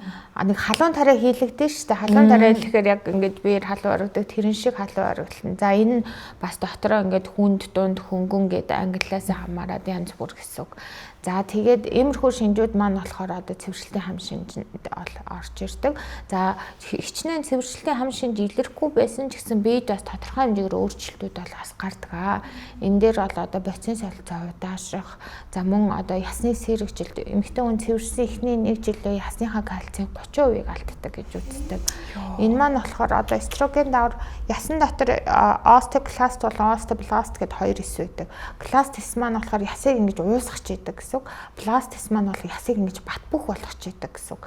Гэтэл эстроген давар маань остеокластисыг блок хийж яадаг. Тэгэхээр нөгөө хориглох юм байхгүй болчоор остеокластууд ингэ идэвхчээд яс уусгах тал руугаа илүү хаажилдаг. Тэгэхээр яг энэ цэвэрч явах одоо цэвэрлэлтийн насан төхөө дэрэнгүү 40-оос дээш насанд ер нь бол витамин D, кальцийнхаа тунг болох маш хангалттай сайн авч явах хэрэгтэй. За тодорхой хэмжээгээр маш идэвхтэй амьдралын хэм маягаар спортоор хичээлэх. За хэрвээ одоо цэвэрлэлтийн хам шинж илэрх юм бол одоо мэрэгжлийн эмчийн одоо зөвлөгөө авах заашгүй шаардлагатай. Шаардлагатай гэж үзсэн тохиолдолд бол одоо дааврын эмчилгээг маш багаар эмч маань хийгээд биед нь одоо багаар дааврыг бууруулах замаар 50 замаар цэвэршүүлэх юм үйл явц байж болно. Эмчилгээний арга гэсэн үг. Хит их өндөр тунтай дааврыг бол цэвэршилтийн үед бол зөвлөдгөө. За мөн хавсарсан даавар, эстроген, прогестероны даавар хэрэглэхгүй, дан прогестероноор явах уу гэдэг маань бас эмч маань үзчихэж шийднэ гэсэн үг. За хугацааны хувьд гэх юм бол хүнээс хамаараа 45-аас 55 наснд бол эхэлдэг. За сүүлийн биений ирснээс хойш бүтэн жил болоход биений ирэхгүй байх юм бол бүрэн цэвэршлээ гэж эцсийн байдлаар бол үздэг. Мөн хоол ундны тал дээр бол бас мэдээж эрүүл хоолыг бол идэж явах хэрэгтэй. Цэвэрсний дараа бол нөгөө бацин солилцоо тодорхой хэмжээгээр өөрчлөгддөг учраас одоо хансан одоо өөх тостой хоолыг аль болох татгалзуул зүгээр зүрх судасны өвчнөөр өвдөх. За цусны дэх холестерин, триглицеридийн хэмжээ бол ихсэх хандлагатай байдаг. Тийм учраас энэ дээр бас анхаарах шаардлагатай. Тэгээд нэг ингэж идэгч хүмүүс одоо ингээд цэвэршилт болчоор л ингээд бүх зүйл дуусж байгаа юм шиг л одоо ойлголт төрүүлдэг шүү дээ. Ер нь бол тэнгуү тэрийг одоо ингээд цэвэршилтийн анхны шинж тэмдэг эхэллээ, гэхлээр аль болох нэг юм 1 жил, 2 жил одоо хэдийн хугацаагаар ч юм ингээд хойшлуулах гэж айгүйх. Хойшлуулж одоо нэг тийм ам яриа байдаг шүү дээ. Жохон хойшлуул. Цэвэршмээргүй байна. Би намайг битээ цэвэршүүлээд өгөө тийм. Тэр яг процесс нь одоо болох л ёстой юм чин тэрийг ингээд зөвөр ингэх ёстой юм уу? Тэрийг үнэхээр тэгээд хойшлуулж болоод байгаа юм уу? Тэмцэх ёстой юм уу? Тэр нь одоо бас үр дагавартай байх уу? За ерөнхийдөө бол одоо физиологийн процессыг одоо бид 1000 тэмцээд бол байгалийн жамыг бол дийлэхгүй. Зүгээр яг хуу сэтгэл зүйтэй нийлүү ажиллавал зүгээр гэсэн үг. Үнэхээр цэвэршилтийн хам шинж илэрж байгаа тохиолдолд дааврыг багаар орлуулах чамаар 1-2 жилийн хугацаанд даавар орлуулах хэмжлэг бол хийж болно. Түүнээс одоо дураараа даавар аваа 5 жил энэ төр хугацаа эмэгтэйчүүд орж ирдэг байхгүй юу? Одоо 55 настай би цэвэршмээргүй байна гэдэг үсээ. Тэгээ даавар уугаад ахлаар одоо цэвэршгүй байгаа юм. Өндөвчний дааврыг ингээл нэмэлтээр уугаад биений маяруулаад өөрийгөө л хуурж ийн л гэсэн үг л дээ. Нөгөө талдаа болохоор тэртээ дэргүй бие махбодод даавар ингэж багасж явах одоо энэ процессын дээр нэмэлтээр одоо синтетик дааврыг аваад ахаар өндөвч болоод хөхний хор тавдрын эрсдлийг нэмэгдүүлж идэг. Эсвэргээр одоо умаан тэр чигтээ миом энэ төр ургацсан тохиолдлууд бол том хэмжээний миомтай энэ төр тохиолдлууд бол ирдэг. Тэгэхээр хизээч энэ насанд дураараа даавар уухгүй. Тэрийг л маш сайн анхаарах хэрэгтэй. Шаардлагатай бол эмчийн зааврын дагуу. За зүгээр одоо ургамлын гаралтай одоо дотоод эстрогенийг сэтээх зорилготой одоо ургамлын гаралтай эмүүдийг бол яг ууж болно. Тодорхой хэмжээгээр бас үр дүн бол гардаг. гэсэн үг. Ерөнхийдөө нөгөө үйл ажиллагаанд буурж байгаа мийг л жоохон сэргээж өгч байгаа л асуудал байхгүй. Тэгэхээр ер нь бол эмэгтэй хүн бас одоо жирэмсэл төрөлтөнд бэлдэнэ гэдэг шиг мөн цэвэршилтэнд бас бэлдвэл бас зүгээр эхнээсээ ингээд сэтгэл зүгээ бэлдээд энэ маань нэг амьдралын нэг хэсэг юм аа гэд ойлгочвол одоо өөрт хөнгөн гэтэл зарим нэг нөө сэтгэл зүйн онцлогтой хүмүүс байдаг шүү дээ. Ерөөсөө юм зөрдөг те одоо юу гэдэг чинь өөрийнхөө рогч гэх юм уу нэг юмыг хүн дээр үлээж авдаг эмэгтэйчүүдийн хувьд бол цэвэршилтийнхаа үе дээр нэлээдгүй бас сэтгэл зүйн тусламж болоод эмчийн тусламж авах хандлагатай байдаг. Харин тий одоо цэвэршиж байгаа гэл тэгэхээр ер нь одоо ингээл ойр орчмын эмэгтэйчүүд таньдаг эгч нар энэ төр ч гэсэндээ тэрийг нөгөө одоо хүн дээр хүлээж авдаг. Дээрээс нь яг энэ бол нэг юм сэтгцийн баг одоо нэг юм өвчлөлийн нэг одоо үе шат юм шиг ингэж одоо бид нар ч тэгж ойлгож чинь тэр хүн ч гэсэн өөрөө тэгээ ойлгочихж байгаа байхгүй. Тэгэл бараг л одоо ингээл гинтхэн уйлал, гинтхэн сайхан ааштай болоод тэгэл халууцаа дайнд гэл цонхоо онгоолгоол дараа дайна гэл ингээл юм ягаал ингээл тэгээд би цэвэршиж байгаа юм чинь цэвэршилтэй айгу хүнд явагдчихээн надад гэд ингээд тэрийг бас хавь ойрхон хүмүүстэй ойлгохыг айгу шаарддаг ч юм уу те. Тэр яг хувь хүний бас нөгөө бие физиологийн онцлог байгаа байх. Гэхдээ энийг хянах боломжтой гэж бодоод байгаа байхгүй. Мэдээж гэр бүлийнх нь тэр маш онцгой үеийг нь дэмжиж, ойлгож, хүлээн зөвшөөрч хүлээцтэй хандах нь зүүн хэрэг.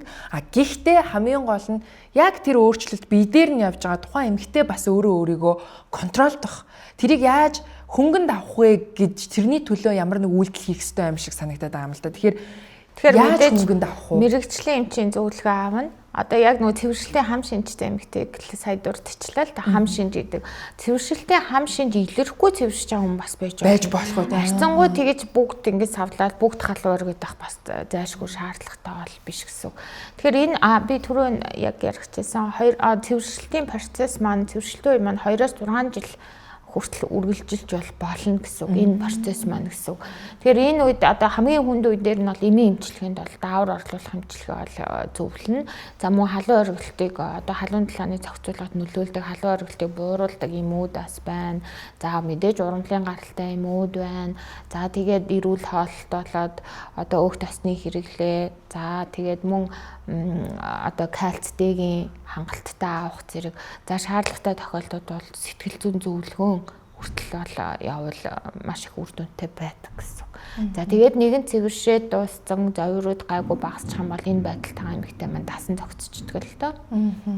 За мөн цэвэрсэн үед цэвэршиж байгаа болон цэвэрсний дараа бол өвтрээ маань одоо тодорхой хэмжээр нөгөө шүүрэл багасаад эстроген даавар буурсантай холбоотой өвтрээ маань нарийсаад одоо шүүрэл багасдаг. За энэ үед бол нөгөө бэлгийн харьцааны тухгүй байдлууд нэлээд үүсдэг. Зэрэгтэй холбоотой нөгөө гэл шаардлагатай бол даавартай одоо ла зэргийг бол хэрэглэхийг бол зөвлөдөг байгаа. Одоо ялгаагүй бид нар бүгдээрээ л ингээл хэдэн жилийн дараа цэвэршин шүү дээ. Энэ нөгөө түрүүний хэлснээр байгалийн зам те. Бид нэр одооноос эхлээд ч юм уу мэдгүй хизэнээс эхэлж өрнө цэвэршилтийг хамгийн байж болох хөнгөн гэхдээ бас нэм зөв одоо үйл явцын дагуу туулж өнгөрүүлэхэд хизэнээс эхэлж өрнө бэлдүүл зүгээр байдаг юм бэ. Нэг бол угаасаа л зөв амьдралын хэмнэлээр насаараа амьдрсан ч юм уу тийм хүн харьцангуй гайгүй байгаад байна уу. Нэг бол за одоо нэг 45-аас эхэлдэг юм чинь за 40-оос хоошоо ерөн жоохон анхааралтай бай даа гэдэг ч юм уу. Яг энийг хизээ эхлүүлвэл зүгээр. Яг биений малтагдаж эхлэх үеэс ер нь эхлүүл зүгээр. Бидээс ихтэй наанд 40 гараад нэг 42, 43, 4-төөгөөс эхлээд цэвэршилтийн асуудлууд бол биений малтагдаал, багасаал ирдэг. Энэ үеэс анхааруул зүгээр. Гэтэл одоо зарим эмэгтэйчүүд одоо 40 хүрэнгүүтээ яана би цэвэрших гэж юм гээл одоо өмнө дурдсан те залуу байхад одоо биений мэрэхгүй байх юм бол жирэмсэн болцсон байх уу гэж тест үзээд тэгэнгүүт одоо 40-тай эмэгтэйчүүдийн хувьд бол одоо биений мэрэхгүй байх юм бол яана би цэвэрших гэж юм гээл хизээ би цэвэрших гэж юм гээл ингээд нөгөө арай болоогүй байгаа юм дээр хит их ингэж нөгөө фокуслаж бас 40-тэй эмэгтэйчүүд маань нэлээдгүй орж ирж үзүүлтгэлтэй нэг юм давалгаа болсон одоо цэвэршилттэй өндөвшийнхөө нөөц мөөцийг үзүүлэл ингээ явдаг. Гэтэл яг 40 нас гэдэг маань зарим эмэгтэйчүүдийн хувьд бол нөхөрчгүй нас хэвээр байдаг. За ер нь бол 42 хүртлээ 42 3 хүртлээ эмэгтэй хүн бол нөхөрчгүй бас боломжтой. Тодорхой хувь нь одоо 30-40% нь бол одоо нөхөрчгүй нас үргэлжлээ жирэмсэл төрөх боломжтой нас гэсэн үг. Одоо сүүлийн үед бас эргэн тойронд аюул хэлбэг нэг эрт үеийн цэвэршил гээд яриад болсон байна. Тэгэхээр нөгөө физиологиороо 45-аас эхлэх хэвээр нас шүү дээ. Гэтэл 40 хүрээгүй одоо 40 наснаас цэвэршилт эхлэх юм бол энэ маань одоо эрт үеийн цэвэршилтэд орно гэсэн үг. 35-аас 45 наснд 35-аас 40 наснд цэвэрших юм бол хит эрт цэвэршилт гэдэг бүр яригддаг. За энэ маань болохоор ихэнхдээ одоо тухайн хүний одоо өөрийнх нь онцлог өндөвшийн нөөц төрөлхийн багтаа байх. За мөн өндөвчнөр хийгдсэн хагалгаанууд яригддаг. Гэтэл хоёр өндөвчийн нэгийг авчихлаар одоо тодорхой хэмжээгээр нэг өндөвч маань бага хэмжээгээр ажиллах зэрэг асуудлууд яригддаг. Эрт цэвэршихэд нөлөөлдөг гэсэн. Эсвэл хоёр өндөвчөө хоёулангийн авах хортой хоргүй хавдар хийм туяа эмчилгээний нөлөөгөөр ол нөгөө өндөөсний нөөц маань сүнрөөд багассан байдаг. Тэгэхээр эрт цэвэрших бас нэг шалтгаан болтгоо. Стресстэй холбоотой нэг тийм кейс бас саяхан одоо миний ойрын хүнд тохиолдоод байгаа аахгүй юу одоо тэгээд айгүй их стресстэй байна. Айгүй их амралтгүй байна. Тэгээд энэс ингээд шалтгаалаад ер нь бол одоо тэр одоо бүр хит эрт гэдэгтээ орох гээд байгаа болохоор эмчилгээ хийлгэж байгаа гэд. Тэгэл нөгөө нэмэлтээр нөгөө докторжуулах гал даавар маавруугаад эхэлж юм л та. Тэгээд бас яг энэ стресс сэтгэл санааны байдалтай холбоотой байдаг. Ер нь бол нөлөөлнө. Стрессийн байдал бол бас нөлөөлнө. За тамхиталт байна. Тамхи татдаг эмэгтэйчүүд бол татдаггүй эмэгтэйчүүдтэй харьцуулахад 1-2 жил юм нь бол цэвэрсэн гэсэн судалгаа байдаг. Эсвэргээр алкогол маань цэвэрших насын маань жоохон хойшлуулсан гэсэн судалгаа. Алкогол хэрэглэдэг эмэгтэйчүүд огт хэрэглэдэггүй эмэгтэйчүүдтэй харьцуулахад бас 1-2 жилийн хойно цэвэршиж гэнэ гэсэн судалгаанууд байдаг. Бас тэр хугацаанд бас өөрөөс ч авах юмаа бас авч байгаа. Чи бас бодчоорой хүмүүс минь. Зүгээрч бас тэгээд байгаа. Зүгээрч бас нэг 2 жил өгөөд байгаа юм биш. Мэдээж төрөлт бас их нөлөөлнө.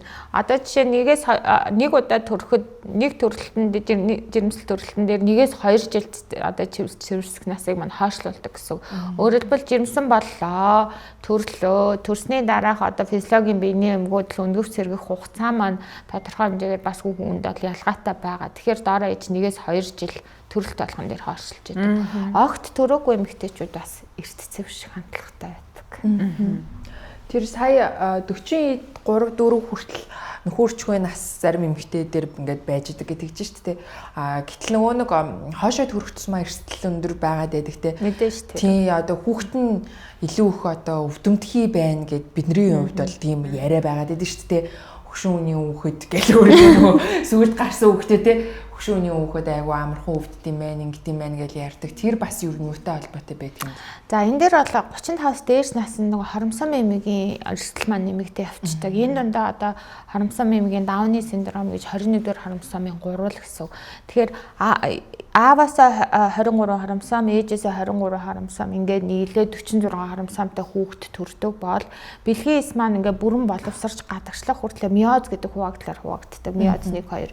Гэтэл нөгөө бэлгийн маань болохоор 46 хоромсомтой 23-23-гээ сална шүү дээ. Салжих явцтай аль нэг одоо дэс дээр нь 21-р хоромсом нь ингээд бүрэн салаагүй ингээд хамтаараа очичдаг гэсэн. Тэгэхээр өөрөөр хэлбэл одоо ээжээсээ шалтгаалаад ч байж болно, аваасаа шалтгаалсан ч байж болно. Нэг бэлгээс нь 24 ширхэг хоромсон дээр 23 нэмэгдээд өөрөөр хэлбэл Дауны синдром гэдэг маань 47 хоромсонтой гэсэн. Энэ маань нэлээдгүй түгээмэл байдаг. За дундаж эмэгтэй 35 хүртэлх насны эмэгтэйчүүдэд бол 800 тохиолдол тутамд нэг орчим тохиолдол 35-аас дээш наснд бол энэ эрсдэл маань нэмэгдээд явдаг. За түгээмэл тохиолдох 3 хоромсон эмэгтэйгээр 13, 18, 21-р хоромсомын гурвлууд нэлээдгүй түгээмэл байдаг. За одоо олон улсын ургийн анагаах ухааны төв гэж байдаг. Fetal Medicine Foundation гэдэг одоо Лондон төвтэй бүхэл одоо ургийн анаа ухааныг судалдаг эмчнэр маань тодорхой хэмжээр нарийн мэргэжсэн сургалтанд суугаад за мөн энэний эхний 3 сартай эрсдэлтэй тооцох програм одоо эзэмшдэг. За нарийн мэргэжсэн сургалтанд суугаад шалгалт өгөөд мөн одоо Хитавын зургал дээр одоо авсан зургуудаа илгээгээд одоо сертификат авна гэсэн. Тэгэхээр нэг одоо тэр эрсдлийн програм дээр эхийн цуснаас 2 тест гэдэг одоо 2 биохими маркерыг аваад тэгээд одоо эхоных нь үзүүлэлттэй хамт тэр эрсдлийн програм дээр орж тооцдог. За эрсдэл бага болон өндөр гэсэн юм 2 хариу гарна. Хэрвээ эрсдэл өндөр гэж хариу гарах юм бол эхний 3 сартаа харамсам тоолох шинжилгээнд оруулдаг. За манай Монгол улсын хэмжээнд бол их хүүхдийн эрүүл мэндийн үндэсний төв дээр бол харамсам тоолох шинжилгээ тодорхой заалтаар хийгддэг. Ургийн уснаас нь хатгалт авдаг. Энэ харамсамын шинжилгээ маань өөрөө үнэтэй шинжилгээ бас их уддаг шинжилгээ 21 хоног орчим байдаг. За мөн нефт тест гэж сүүлийн үед гарсан эхийн цуснаас ургийн ДНК-гийн тоолох шинжилгээ гэсэн үг. Харамсамын тоолох шинжилгээ. Нефт тест бол ерөнхийдөө бол 95-аас дээш хувийн магадaltaй бас оншилдог ийм аргууд бас байгаа. Тэгэхээр толгой дараалал нефт тестэд бол оруулахгүй. Эрсдлээ эхлээ эрүүл мэндийн сайдын тушаалаар бол эхлээд эрсдлийн програм дээр эрсдлээ тооцно. Эрсдэл өндөр гэсэн тохиолдолд бол за тэгээд харамсам тоолох шинжилгээнүүдтэй оруулна гэсэн. За тэгэхээр харамсамын эмгэг маань өөрөө одоо ямарваа нэг юм уугаад идэгдэг өвчин бол биш. Маш олон төрлийн одоо хавсарсан одоо эрхтэн системийн гажгийг дагуулж яадаг, за мөн оюуны хомсдлыг дагуулж яадаг ийм өвчин учраас одоо нийгэм эдийн засаг за тэгээ мөн тухайн айл өрхөд бол маш их ийм одоо хүнд цохилт болтгол л та. Тийм учраас одоо амьдрах боломжтой боловч одоо Монгол улсын хэмжээнд бол жимслийг хожуу хугацаанд бас таслах заалтаа бас орж байгаа харамсамын эмгэгүүд бол. Гэтэл зарим нэг орнуудад Америк те хүний эрхийг дээдэлдэг газрууд бол одоо Дауны синдромтой байлаа гэж жирэмслэлтийг хожуу хугацаанд таслахгүй гэж үздэг. Хэрвээ их одоо тодорхой хэмжээгээр хүүхдээ өсгөх боломжгүй ганц бие эмэгтэй тэ байх юм бол усын хасрамжинд бол шууд авчдаг. Ийм зарим мужууд дээр ийм хуулийн залтууд өөр байдаг гэсэн үг. Хэмжээх нь одоо үндсэн хийдэг юм маань энэ ургийн анаа ухааны одоо энэ жирэмснийг хугацаанд нь хоромсоомын эмгийг эрт илрүүлэх. За хоромсоом нь хэвийн боловч 5 сартаа одоо бүтцийн гажууд нэлээдгүй байдаг. За энэ дотор төв мэдрэлийн тогтолцооны гаж хөгжлүүд, за зүрхний гаж хөгжил, ялангуяа одоо зүрхний ховд хоорондын цоорхоо бас нэлээдгүй байдаг. За тэгээд бусад одоо дотор эрхтний гажууд. За энэ олон гажуудыг ол илрүүлснээрээ яах юм гэхээр амьдрах чадамжийн нэг төр түнэлнэ. Энэ цаашаа амьдрах гажгүй, амьдрахгүй гажгүй гэдэг дээр яригдана. Хэрвээ амьдралд үйл нийцэх гажиг гэж үзэх юм бол өөрөөр хэлбэл төрсөн ч энэ хүн цаашаа амьдрах боломжгүй гэж үзэх юм бол жирэмслэлтийг бас хожуу хугацаанд дээр хугацаан харгалзахгүй тасалдаг. Амьдрах боломжтой, засах боломжтой. Одоо жишээ нь урал тагнаас сэтэрхий бол амьдрах боломжтой. За нэг хуруу байхгүй ч юм уу нэг хуруу илүү байх юм бол энэ гажиг боловч амьдрах боломжтой гэж үзээд бол тасалдаггүй байгаа. За одоо тэгээд нэгэнт ингээд 35 нэмэх болжээ. Болчлоо гэд бодъё л доо. Тэгснээ яг хаа дахиад нэг төрийгээд бодъё л доо. Тэнгүүд нөө эрсдлүүд маань нэмэгдээд л шүү дээ. Одоо надаас шалтгааллахгүйгээр. Гэхдээ надаас шалтгаалж болох одоо би тэр эрсдлийг би өөрөө одоо багасгах тийм боломж арга залмих тийм байна. Өмнөх дугаар дээр дурдсан өндөвшний нөөцөө эхлээд үзүүлэх шаардлагатай 35-аас дээш насны өндөвшний нөөц бол тухайн үеийнхээ онцлогоос хамааран тодорхой хэмжээгээр буурсан байдаг. За шаардлагатай гэж үзвэл өндөвшний нөөцөө хадгалуулах нь бол зүйтэй. Өндөвчнөөс нь одоо 1-ээс 2 одоо өндөвчний одоо бие нэмний циклийг тааруулж агаад сэдэж агаад хатгалт хийж авч болно. Сэдэхгүйгээр хатгалт хийж авна. Тэр маань одоо үр шилжүүлэх суулгах төвүүд дээр бол маш одоо тодорхой ийм программын дагуу одоо авдаг аргууд бол хөгжсөн байгаа. Зөөлөн сэтэлтэй арга, эрчимтэй сэтэлтэй арга гэд байгаа. За тэгээ нөөцөө хадгалуулчлаа. Нэгдүгээр нөөцөө үүсгэх. Нөөц хангалттай гэж үүсгэх юм бол хадгалуулахгүй ч гэсэн зөв амьдралын юм маягаар ялангуяа хорц зуршлууд. Одоо өвлийн цагт бол манай одоо Улаанбаатар хотын хутаа маань өөрөө бас нэлээх хорыг одоо одоо хортой орчинд бол биднээс бол амьдардаг. За мөн мэрэгжлийн одоо орчин бас нөлөөтэй. Одоо зарим нэг одоо хүмүүс бол эмэгтэйчүүд бол одоо мэрэгжлийн шалтгаантай байнгын хортолтонд байждаг. Одоо жишээ нь нэг өсчин эмэгтэй бас над дээр байнгын нөгөө химийн бодисын юм одоо өртөлтөнд байдаг эмэгтэйгээс бас нэг гаж хөгжилтэй хүүхэд бас илэрсэн тохиолдлууд энэ төр бас байдаг. Иймэрхүү орчны ажлын нөхцөлөө бас анхаарах хэрэгтэй. За мөн тэгэл гол бас хүнсний аюулгүй байдал дээр бас анхаарах хэрэгтэй. Шаардлагагүй бол эмийн бодисыг дураараа бас хэрэглэхгүй байвал зүйтэй. Тератогений нөлөө үзүүлдэг. Өөрөөр хэлбэл эмийн бодисыг дотор нь одоо жирэмсэн үеийн эмийн хэрэглээг A, B, C гэсэн ангиллын дор авч үздэг. A ангилал нь болохоор урагт гаж хөгжил үүсвэтгүүн судалгаагаар батлагдсан юмнууд. B ангиллынх нь болгоомжтой хэрэглэх эмийн жагсаалт. C ангилал нь болохоор огт хэрэглэж болохгүй одоо жирэмсэн үед бол шууд за энэ эмийг уухан бол ийм гачигтай хөх төрнө гэдэг нь одоо судалгаагаар батлагдсан юмуд байдаг. Тэр жагсаалтын эмүүдийг аль болох хэрэглэхгүй байвал бас зүгээр. За мэдээж нөгөө фоли өвчл одоо жирэмсгээр төлөвлөж байгаа эмэгтэйчүүд маань фоли өвчлийн тунг Дэлхийн эрүүл мэндийн байгууллагын зөвлөмжөөр хоногт 400 микрограммаар угаараа гэсэн зөвлөмж байдаг. Энэ маань бол ургийн нуруу нугасны гаж хөгжил ялангуяа мэдрэлийн гуурсны одоо нугасны эвэрхий тарихгүй байх энэ төр гэсэн бүлэг гаж хөгжлүүд байдаг. Энэ маань фоли өвчл дутагмагшилтай холбоотой үүсгэнээс судалгаагаар батлагдсан байдаг. За мөн D витаминынхаа хэрэглээг Дэгийнхаа одоо манай Монгол улс маань нарнаас аслагдсан нарны тусгал бол тийм одоо их тусдаггүй өвлийн цаг ихтэй учраас Дэгийн дутагдал бол нэлээдгүй байдаг. Дээг аавна гэх мэтчлэн иймэрхүү зүйл дээр анхаарах хэрэгтэй. Тэр нэг би бас одоо хаанаас сонсноо мэдгүй л энэ л да аюу хэрэгтэй юмнууд тархинд үлдэх юм аа гэж тэ. Жирэмсэн байхдаа кальцийг уугаад байсан чинь хүүхдэн шүдтэй төрсөн гээд тийм байд юм. За ямар ч хэрэггүй юмнууд тархинд үлдсэн байна. За энийг би яг шууд тайлбарлахад жоохон хэцүү байна. Яг тийм тохиолдол кальцийг ууснаар судлаад шүдтэй төрнө гэж бол байхгүй. Энэ бол дам яриа хаа. Эсрэгээр тагнаан дээр нь ингээд шүд ургадаг бүр гаж хөгжил бас байдаг. Тагнаан дагуу битүү шүд ургадаг тийм гаж хөгжил байдаг. Магадгүй тийм гаж хөгжилтэй байхыг бас үүсэхгүй.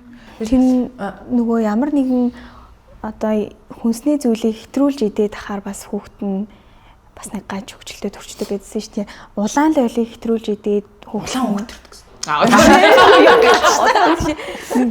юм хитнийг юм хэтрүүлж идээд ахаар хүүхэд нь ямар нэгэн гаж хөгжилтэй төрнө гэж байх уу? Яг уу ийм А витамины хэрэглэн дээр ярьсан байхаа. Одоо улаан лойлд каротин гэж байдаг. Ялангуяа улбар шар улаан жимснүүдэд агуулгаддаг каротин буюу А витамин. А витамин маань өөрөө тератогений нөлөө үзүүлдэг. Жишээ нь одоо батгахчлын эмчилгээнд арсны практик дээр нэлээдгүй хэрэгэлдэг. Гэтэ А витамин хэрэглэж байгаа жирэмсэн болчлоо гэд одоо яах вэ гэсэн асуудал бас нэлээдгүй яригдчих орж ирдэг. Зөвхөн жимснээс болоод А витамины өртөлтөнд орно гэдэг дээр бол эмч нь бол эргэлзэж байна. Мэдээж нөгөө хэрэгэлсэн эмийн бодисын тум хэмжээ бас нэлээдгүй одоо чухал одоо үүсэхгүй гэдэг дээр бас яригдана гэсэн үг. Би бас нэг сони асуух. Одоо миний хувьд яг жирэмсэн байхад одоо хамгийн сонссон аюу тийм хэцүү намайг бачууруулсан мэдээ хүүхэд чинь хүүгээ ороцсон байна гэдэг тэр мэдээ байсан байхгүй. Тэгээд хүн чинь өөрийгөө хүүхдийнхээ оронд тавьж үзээд ягаад ч нэг юмн дунд ингээд хоолоо амын үе атсан бүр гэл аюул балчир чи өөрөө байгаад байдаг. Тэгээд тэр оросон үнэн би өөрөө байгаад.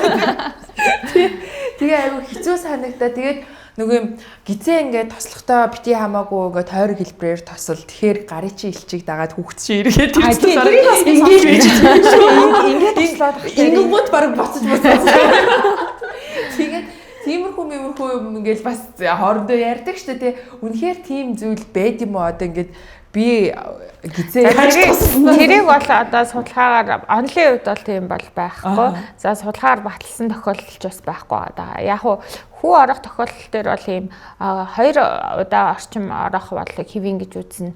2 оролтон дээр бол төрөлгийг бол өөрөөр нь төрүүлэх боломжтой. За бүр 3 4 ингээ ирчлээд ороцсон тохиолдлууд байдаг. Тэгэх юм бол хаалгаагаар төрөх асуудал бол яригддаг. Нөгөө төрөлхийн 2 дугаар үед чинь умаа зү бүрэн нэгдснээс хүүхдээ одоо арцгны оролыг арцгны энэ хөндийг ингэж нөгөө төрөлхийн биомеханизмаараа айл болох эвтэйхэн байрлалаар ингэж төрдөг энэ биомеханизм гэж байдаг л та. Тэр манаас өөрөө бас нарийн яаж дөрвөн механизмтай одоо урд янзаар төрөх юм бол дөрвөн моментэр дөрвөн механизмаар дөрвөн талбаг ингэж гарна гэнтэр гэдэг. Өгцөг төрүүлтийн биомеханизм нь бас өөр өдр гэдэг яригддаг. Хүү орох асуудал бол тухайн бас урт хүүтэй байх тохиолдлууд бас байна. Хүүхэд маань угаасаа урт хүүтэй. Зарим нь төрөлхийн богино хүүтэй байх юм бол одоо төрөлхийн 2 дугаар үе дээр ерөөсө толгой доошлж арцны оролын хүн дээр рүү орж ирдэггүй. Тэгээд одоо ямар нэг одоо ерөөсөө одоо хүүхдээ оршлохгүй байна гэдэг шалтгаанаар хаалгаанд оруулаад харахад 20 см хүүтэй ч юм уу юм хүн эмгэгүүд бол нэлээдгүй байдаг. Мөн одоо хүн дотор ингээд зангирсан тохиол байдаг. Жинхэнэ занглаа, хуурамч занглаа гэж байдаг. Хуурамч занглаа гэх юм бол зүгээр хүн 3 суцтай шүү дээ. Хөгжиж явах явцтай ингээд нэг талынхаа сууц нь ингээд дэлбэлцсэн юм шиг харагддаг. Жинхнээсээ зангилагдаагүй. Гэтэл бүр жинхнээсээ ингээд зангилагдаад 2 дугаар үед хүүхэд ингээд доошлоход тэр хэмжээ маань тодорхой хэмжээр хүү татагтнаа да. Тэр маань ингээд чангараад одоо ураг бүтэх эрсдлүүдийг бас дагуулж идэг юм байдаг. Яасан ч хэцүү юм тий. Хөдөлгөөндөө болоод тий. Яаж нэг юм 20 хүүхэд гарч ирсэн. Бөдөө чи яг энэ насанд нөгөө бүх эрсдлийг сонсоод ахаар ер нь шок юм байна. Ижил бүтгөө биш юу? Яг тэгж бодоосоо чи ямар хэцүү юм бэ? Угаасаа ер нь л ингээл та тэгж болно. Гэтэ тэрний хажуугаар ийм эрсдэл та ингүүл энгийн хажуугаар ийм юу гэл ингээл ерөөсө дандаа л энэ чинь яага аргагүй л нөгөө амьдрал юм болохоор зэрэг тэгэл эрсдэлэн зэрэгцээл байж л ах юм да тий. Тэгээ тэр эрсдэл мэрслээ мэдгүй хоёр төрснөө ч болж байна. Одоо мэдгүй нэг төрөөд авсан ч.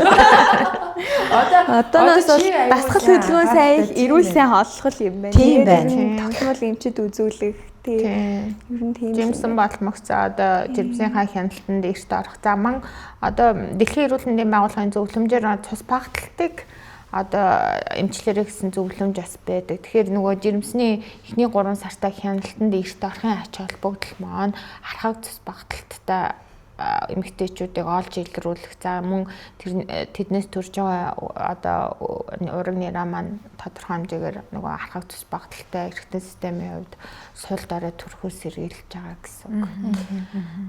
Одоо би бас нэг эмчтэй ярилцчихсэн чинь тэр хүн болохоор ингэсэн байхгүй нөгөө жишээгээр хэлэхэд одоо умаа ч юм уу одоо өтрээний орчин бол яг хоолойтой адилхан. Тэг ингээд хоолой өвдөөд вирусын халдварын тэр авахар хоолой өвдөөд нусгоожоод ханаагаад гэтээ тэр болгонд шууд бид нар ингээл им уугаал ингэдэггүй шүү дээ.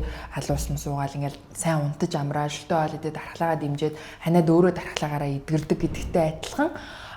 Бас ингээд доороосоо даарах ч юм уу яах чинь те янз бүрийн одоо орчин нөхцөл өөрчлөгдөхөд өтрөө өрөвсөд өрөвслөө гэж бодох болгондоо бас шууд эмийн имчилгээ хийх нь зохистой биш өөрөө дархлаагаараа буцаад одоо тэр бичил орчин сэргээд хэвийн болох боломжтой байдгаа гэж нэг тийм одоо яриа өрнөжсэн байхгүй. Тэгэхээр энийг би бас дахиад лавшруулад бүр одоо баттгаж асуумаар байна л да. Ер нь яг бид нар ямар шинж тэмдэг илэрсэн тохиолдолд эмчид үзүүлэх ёстой байдаг. Одоо заримдаа бол нэг хитрхи бие чагнаад байдаг шүү дээ.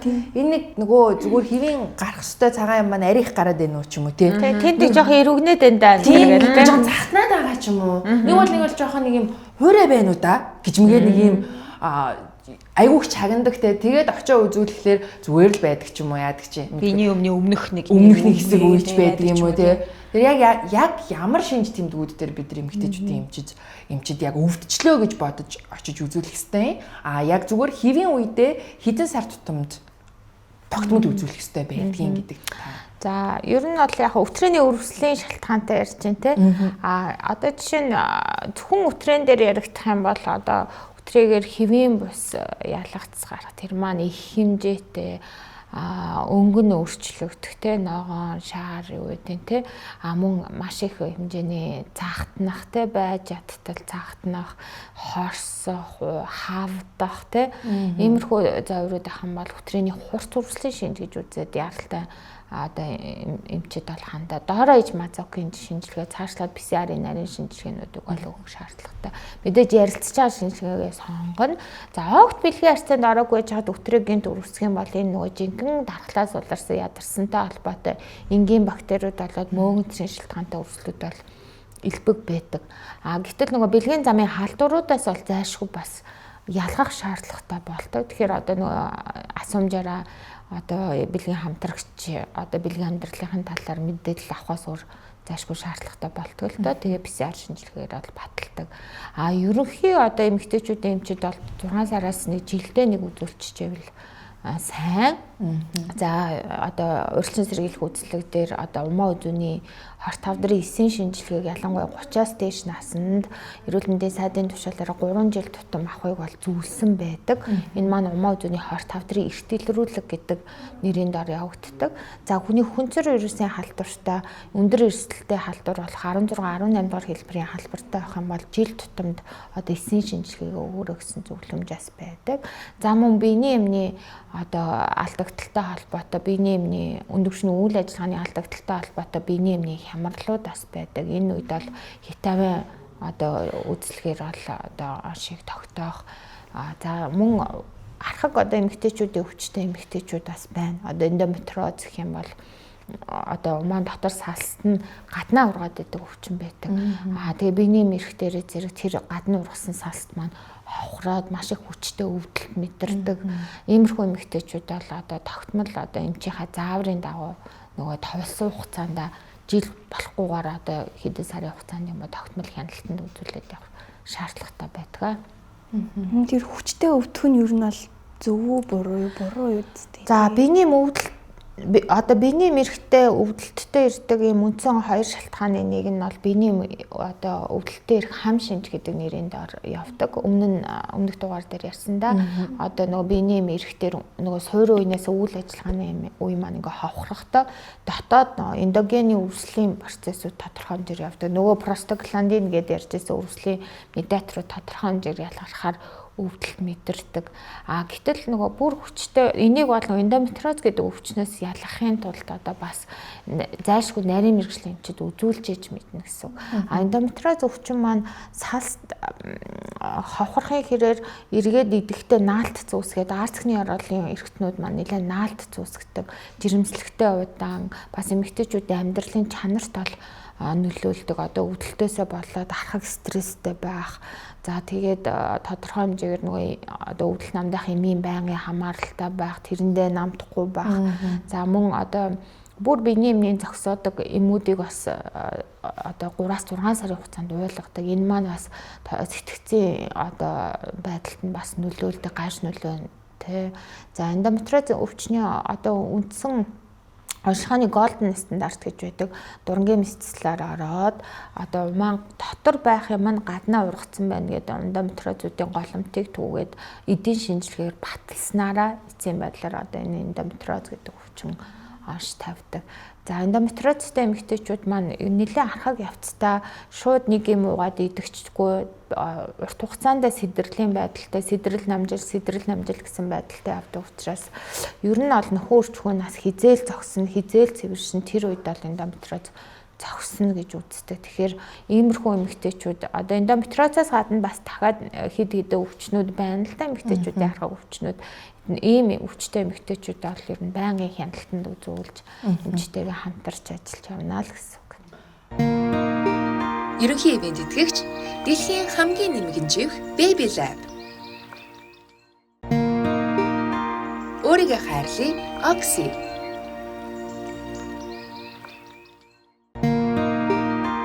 Hi Mommy. Их хүүхдийн бүтээгдэхүүний төрөлжсөн дэлгүүр. Яг бидний ярилцлага бичүүлж байгаа энэ цаг мөчид Мартин 8-наар одоо бүсгүйчээ цэцэг бэлгэлж ахаараа аваачиж вакцин хийлгийа гэдэг энэ уриалга яг эд сошиал орчинд шуугж байгаа энэ цаг мөчид манай ярилцлага бичигдэж байна. За тэгэхээр энэ дээр яг одоо бүсгүүчүүд суугаад энэ одоо хавдрыг биеэрээ ингэж өөрсдөө эрслийг нь туулах те ийм одоо нөхцөл байдал биднэр л байгаа шүү дээ тий. Гэтэл энэ ингээд надад эмзэг санагдаж байгаа зүйл нь бид нар эмгтэй болохоор л одоо хавдар тусах гад байгаа ч юм шиг тий. Бид нар эмгтэй болохоор л одоо тэрийг ингээд одоо хинээс авж байгаа гэдэг нь айгүй сонирхолтой байгаад байгаа байхгүй. Эрэгтэй хүнээс л энэ вирусыг авч байгаа шүү дээ тий. Тэгвэл тэр эрчүүд яагаад өөрсдөө вакцин хийлгэх, өөрсдөө яагаад энэ тал дээр мэдлэг мэдээлэлтэй байх, өөрсдөө яагаад эмэгтэйчүүдээ энэ вирусээс хамгаалъя, сахилга баттай бай, дэгтэй бай ч юм уу гэж яагаад бодохгүй эмэгтэй хүнийг вакцин хийлгэснээр энэ асуудал шийдэгдчихнэ гэж бодоод байгаа юм бэ гэдэг нь надад жоохон зөвхөн надад ч гэлтгүй бидэнд жоохон игдүүцэлтэй санагдаад байгаа юм л да. Тэгэхээр их уурлаа гэж үү те. Тэгэхээр энэ одоо вирус яаж тардгийг тий эрэгтэй хүн ч гэсэндээ энэ вирусыг ханаас яаж авдгийг ч гэдэг ч юм уу та энэ талаар бид нарт бас зөв мэдээ. Тэгээ вакцин хийлгэх нас гэж бас тусдаа нас байгаад ах шиг байна тий. За хүний хүнцэр вирус маань байгаль дээр 100-аад хэв шинж байдаг. За нэг 20 хэв шинж нь бол идэвхтэй хэлбэрээр одоо хүнээс хүнд бэлгийн замаар бол халтдаг. За энэ дотор бол өндөр эрсдэлтэй 2 хэлбэр буюу 16, 18 дугаар хэлбэр маань одоо модны хавтгай учирс гэж байдаг. Одоо мод маань 2 төрлийн эсэс тогтдог л доо. Ийм сувг руу бол бортхон том булчирхаалаг эс байхад гадна талдаар нь хавтгай учирс гэж байдаг. За энэ хоёрын зааг дээрээс шилжилтийн зон буюу T зон гэж ярьдаг. За хүний хүнцэр вирус маань одоо хавтгай учирс руу давталдаг гэсэн. За вирус ерөнхийдөө зөвхөн хүнцэр вирус гэхгүй вирус гэдэг бүтэц маань өөрөө амьтан амьгуугийн завсрын бүтээгдэхүүн гэж ярьдаг. За байгаль дээр дангаараа өөрөө өөрчлөх чадамжгүй.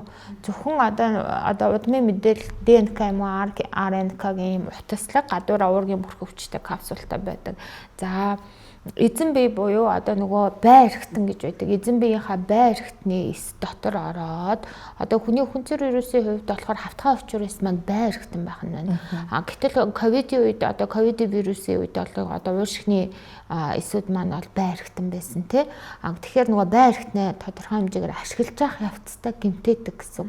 Тэгэхээр хавтгай учирсын ДНК хуваагдчих явцад одоо эс хуваагдахад эхлээд одоо бөөмөн дотроос хамгийн түрүүнд удмын мэдээлэл ирчилсэн юм ДНК маань ингэж эхлээд тэгшрээд 2 болоод ингээд салах процесс явагддаг гэсэн. Тэгэхээр тэр одоо удмын мэдээлэл дээр одоо вирус маань өөрийнхөө удмын мэдээллийг залгачдаг ДНК-га залгачдаг гэсэн. Тэгэхээр хүний бие яаж явах вэ гэхээр тэр репликац буюу одоо эс хуваагдчих үйл явц дээр тэр ДНК-г одоо өөрийнхөө гэж таниад тэр вирусны эсийг одоо ДНК-г нь бол 2 болгоод ингээд за нэг эс одоо нэг вирус нэг эс рүү орлоо гэхэд ингээд эс салж явах явцад ингээд 2 болно. За тэгэнгүүт нөгөө эсээсээ гараад дараагийн эс рүүгээ давтална нөгөө 2. Иймэрхүү байдлаар ингээд шатааралтаа явж явах явцдаа ДНК-гийн мэдээлэл дээр тодорхой хэмжээний онкоген, төмөр супрессор генүүд гэж байдаг. Одоо хавдар үүсгэгч генийх юм бол онкоген болчихно. Гэтэл төмөр супрессор ген гэдэг нь хавдар дарангуйлж идэг ген, угаасаа хүнд байдаг ген ах нь байна. Тэр генүүдийн мэдээлэл дээр алдаа гаргацдаг. Тэгэхээр нөгөө эс маань гэмтцэн эс маань нөгөө хяналтгүйгээр үржих процесс энэ хавдрын асуудал руу ордог гэсэн. Тэгэхээр өндөр эрсдэлтэй 2 хэлбэр маань одоо хүний хүнцэр эмэгтэй хүний умаа үзүүний хавтгай учирсыг ашиглаж үржиж явах явцдаа ДНК-ийн бүтц нь өөрчлөлт оруулцдаг гэсэн. Энэтэй холбоотой хавдар үүсэх эрсдэл маань нэмэгддэг. Умаа үзүүний хорт хавдрын 90 орчим хувь нь бол хүний хүнцэр вирусын халдвартай холбоотой үүсдэг. За зөвхөн эмэгтэй хүн өвчлөө зогсохгүй эрэгтэй хүн дээр ч гэсэн одоо хавтгай учирс хаанлаа тэрэн дээр бол бас хавдрын эрсдлийг бол нэмэгдүүлж яадаг. Тийм учраас одоо хөвгүүд залуу одоо ирчүүдийг бол вакцинд хариулахыг бол би бас уриалж байна. Насны хувьд одоо вакцинтай холбоотой мэдээлэх юм бол Gardasil гэдэг 4 цент вакцин гэдэг маань болохоор дотроо хүний хүнцэр вирусын 16, 18 6-11-р хэлбэргээд нөгөө түгээмэл тохиолддог 4 халдварын эсрэг вакцин 4 цент, 9 цент гэдэг маань нөгөө хэлбэрүүдийнх нь эсрэг одоо үйлдвэрлэгдсэн вакцин гэсэн. За 2006 онд одоо Америкийн хүнс нийгэмлэгийн эмийн холбоогоор одоо нийгэмлэгээр одоо баталгаажуулагдсан approved болсон тийм баталгаажуулагдсан байдаг. За энэ дээрээс уншихад бол 15 хүртэлх насны бэлгийн харьцаанд ороогүй охтуудыг одоо вакцинжуулалт хийхэд 90-с дээш хувийн одоо магадлалтай одоо тархлаа тогтож байна гэсэн зөвлөмж байдаг. За 16-аас 26 насны ангилал дээр бол тодорхой хэмжээгээр зарим эмэгтэйчүүд бол бэлгийн харьцаанд орцсон боловч одоо хүний хүнзэр вирусийн халдваргүй байгаа тохиолдол бас тарж утсан байдаг. За энэ дээр бол нөгөө 90%-аас доош ингээд нөгөө тодорхой хэмжээгээр нөгөө хувь нь буураад явдаг гэсэн. 26-аас 49 насны эмэгтэйчүүдийг бол ерөөхдөө вакцинжуулъя гэдэг дээр бол бас энэ одоо эрдэмтэд маань маргаантай байдаг эмчтэйгээ ярилцсан. Яг хөө хариулж одоо вакцинжуулалт хийлгэж болно. Тэгвэл нөгөө дархлаа тогтоох хувь маань 50% хүртэл хүрэхгүй байх юм бол энийг үр дүнтэй гэж үзэхгүй гэсэн байдлаар тайлбарладаг учраас зөвлөх хэсгийг эмчтэйгээ ярилцаарай гэж үздэг. За 49 наснаас дээш бол одоо хорт хавдар одоо вакцинтай холбоотой асуудал гэхээсээ илүү ерөнхийдөө дотор эрэхтэн архаг өвчнүүдийн одоо суур нэлээд тавигдсан байдаг учраас энэ рүүгээ илүү анхаараа. Ерөнхийдөө бол цэвэршилтийн нас эхэлсэн зарим одоо эмэгтэйчүүд бол бүр бэлгийн харьцаанд идэвхтэй байдаггүй зэрэгээс хамаарат бол вакцин хийхийг бол зөвлөдөггүй. Ингэж одоо ийм зөвлөмж гаргасан байдаг. Одоо манай таньдаг эмэгтэй 2 хүүтэй, 1 охинтой. Тэгээд 2 хүүдээ бас ялгаагүй вакцин хийлгэж байгаа байхгүй юу? Хөвгүүдэд хийх бас тийм. Тэгээд энэ айгүй чухал юм байна. Хөвгүүддээ хийлгэх нь бас ялгаагүй л одоо өөрийг нь хамгаалж байгаа. Дагаад одоо бусад ирээдүйд учирч болох эмэгтэйчүүдийг ч гэсэндээ бас хамгаалж байна гэж маань нөгөө хариуцлага хэл тэгж харж ийн л да. Тэгээд нэг ийм яриа ээжүүдийн дунд өрнөсөн юм. Би өөрөө бас яг одоо энэ вакцины насанд хамаарах ийм одоо насны 2 охинтой хүний хувьд бид нэг юу ярьсан гэсэн чинь Монголд хийж байгаа вакцин одоо яг тэрний чанар дээр болж байгаа хэрэгэлзээд байна. Энэ ч нөгөө вакцинууд ч нэг юм хувилбартай ч юм уу гэдээ бас байгаад байгаа юм байна л да. Одоо юу гэдэг мэдэхгүй iPhone Pro гэдэг шиг ковидын вакцин олон янз байсан. Тэрнтэй адилхан ковидын вакцин олон тэрэн сайн энэ сайн гэж яриалээсэн шүү дээ. Тэрнтэй адилхан Монголд бол жоохон тиймэрхүү байгаад ах шиг байна гэд тэгээд хүүхдүүдээ хаашаа авч явж юу вакцин хийх хүмүүлхүү дээр болоод Солонгост очиж юу нэг яг энэ хүнзэр вирусын вакциныг хийлгээгүүл илүү зүгээр юм байна гэдэг тийм шийдэл дээр сүлдээ хүрээд тэгээ би одоо хүүхдүүдээ аваад Солонгост очиж тэр вакциныг хийлгэдэм билүү энэ гэдэг дээрээ байгаа байхгүй. Тэгэхээр энэ одоо яг тухайн улс орноос хамаарат вакцины чанар бас өөр байх тэр бас яг одоо үнэн бодит мэдээлэл ямар байт юм бэ? За энэ дээр бол ер нь бол Gardasil Монголд бол тарж байгаа. Gardasil вакциныг одоо анх бол Америкт үйлдвэрлэсэн байдаг. За мэдээж нөгөө үйлдвэрлэх нөгөө тусгай зөвшөөрөл болоод нөгөө яаж үйлдвэрлэх үү гэдэг патентын одоо хятад ч юм уу том үйлдвэрлэгч орнууд дээр бол патентыг ашиглаж үйлдвэрсэн байж болно.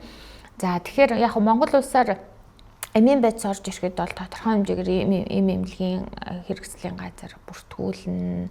Тэрэн дээр бас одоо яг найрлагын чанарын шаардлага хангаж гин үг гэж одоо шинжилээ тодорхой хэмжээгээр одоо болноо яг найрлагынхаа дагуу үйлчлэгээ үзүүлэхээр байна гэж батлагдсны дараа бол одоо Монгол улсын хэлээр бол орж ирдэг. Тэгэхээр энэ дээр бол заавалжгүй Солонгост үйлдвэрсэн, Хятад үйлдвэрсэн гэхээсээ илүү нөгөө вакциныхаа нэр болоод үйлчлэгэн дээр илүү одоо анхааруул зүгээр одоо 4 цент юм уу 9 цент юм уу гэдэг дээр ер нь бол одоо би одоо нөгөө энэ маань нэлээд юм нэг улс төрчсөн асуудал байгаа учраас миний зүгээс бол одоо шууд одоо болно болохгүй гэж бол хэлэхгүй. Миний хувьд бол мэдээж нөгөө Монгол улсын одоо нутаг дэвсгэрчдээр одоо үйл ажиллагаагаа явуулж байгаа. Өөрөө би энэ одоо юу гэдэг эмчилгээ эрхийн лиценз маань одоо улсаас эрүүл мэндийн яамнаас олгогддог учраас одоо намайг удирдах байгаа дээд байгууллагынхаа одоо зөвлөмжүүдийг бол даагна. Түүнээс биш одоо юу гэдэг чинь нэг амд амцын яриагаар ч юм уу Солонгосынхан сайн, Хятадынхан сайн гэж бол миний зүгээс бол хэлэх ямар боломжгүй.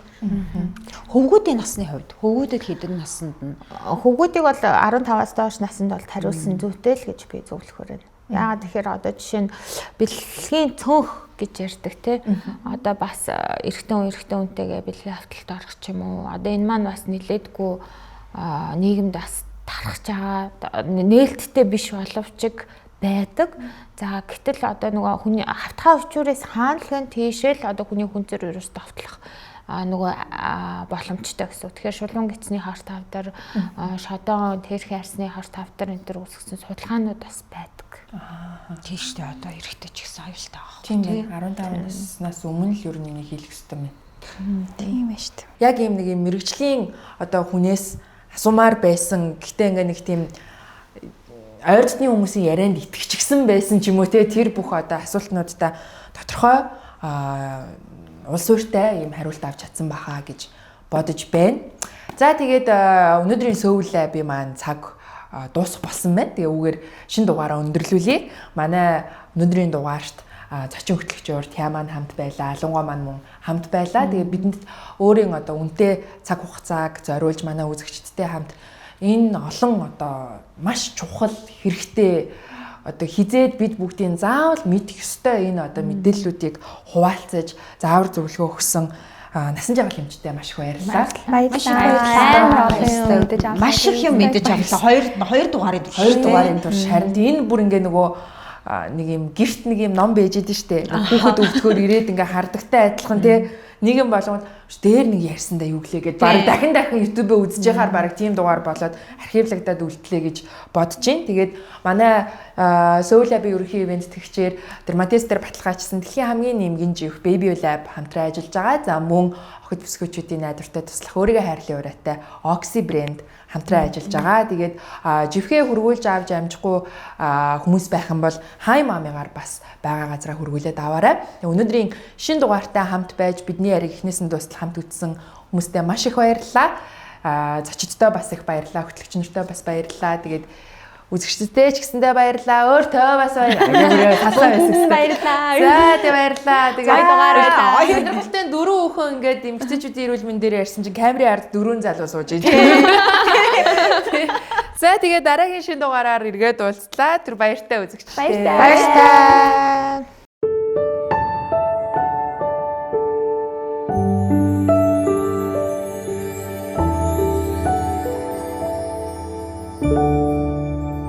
Soul Lab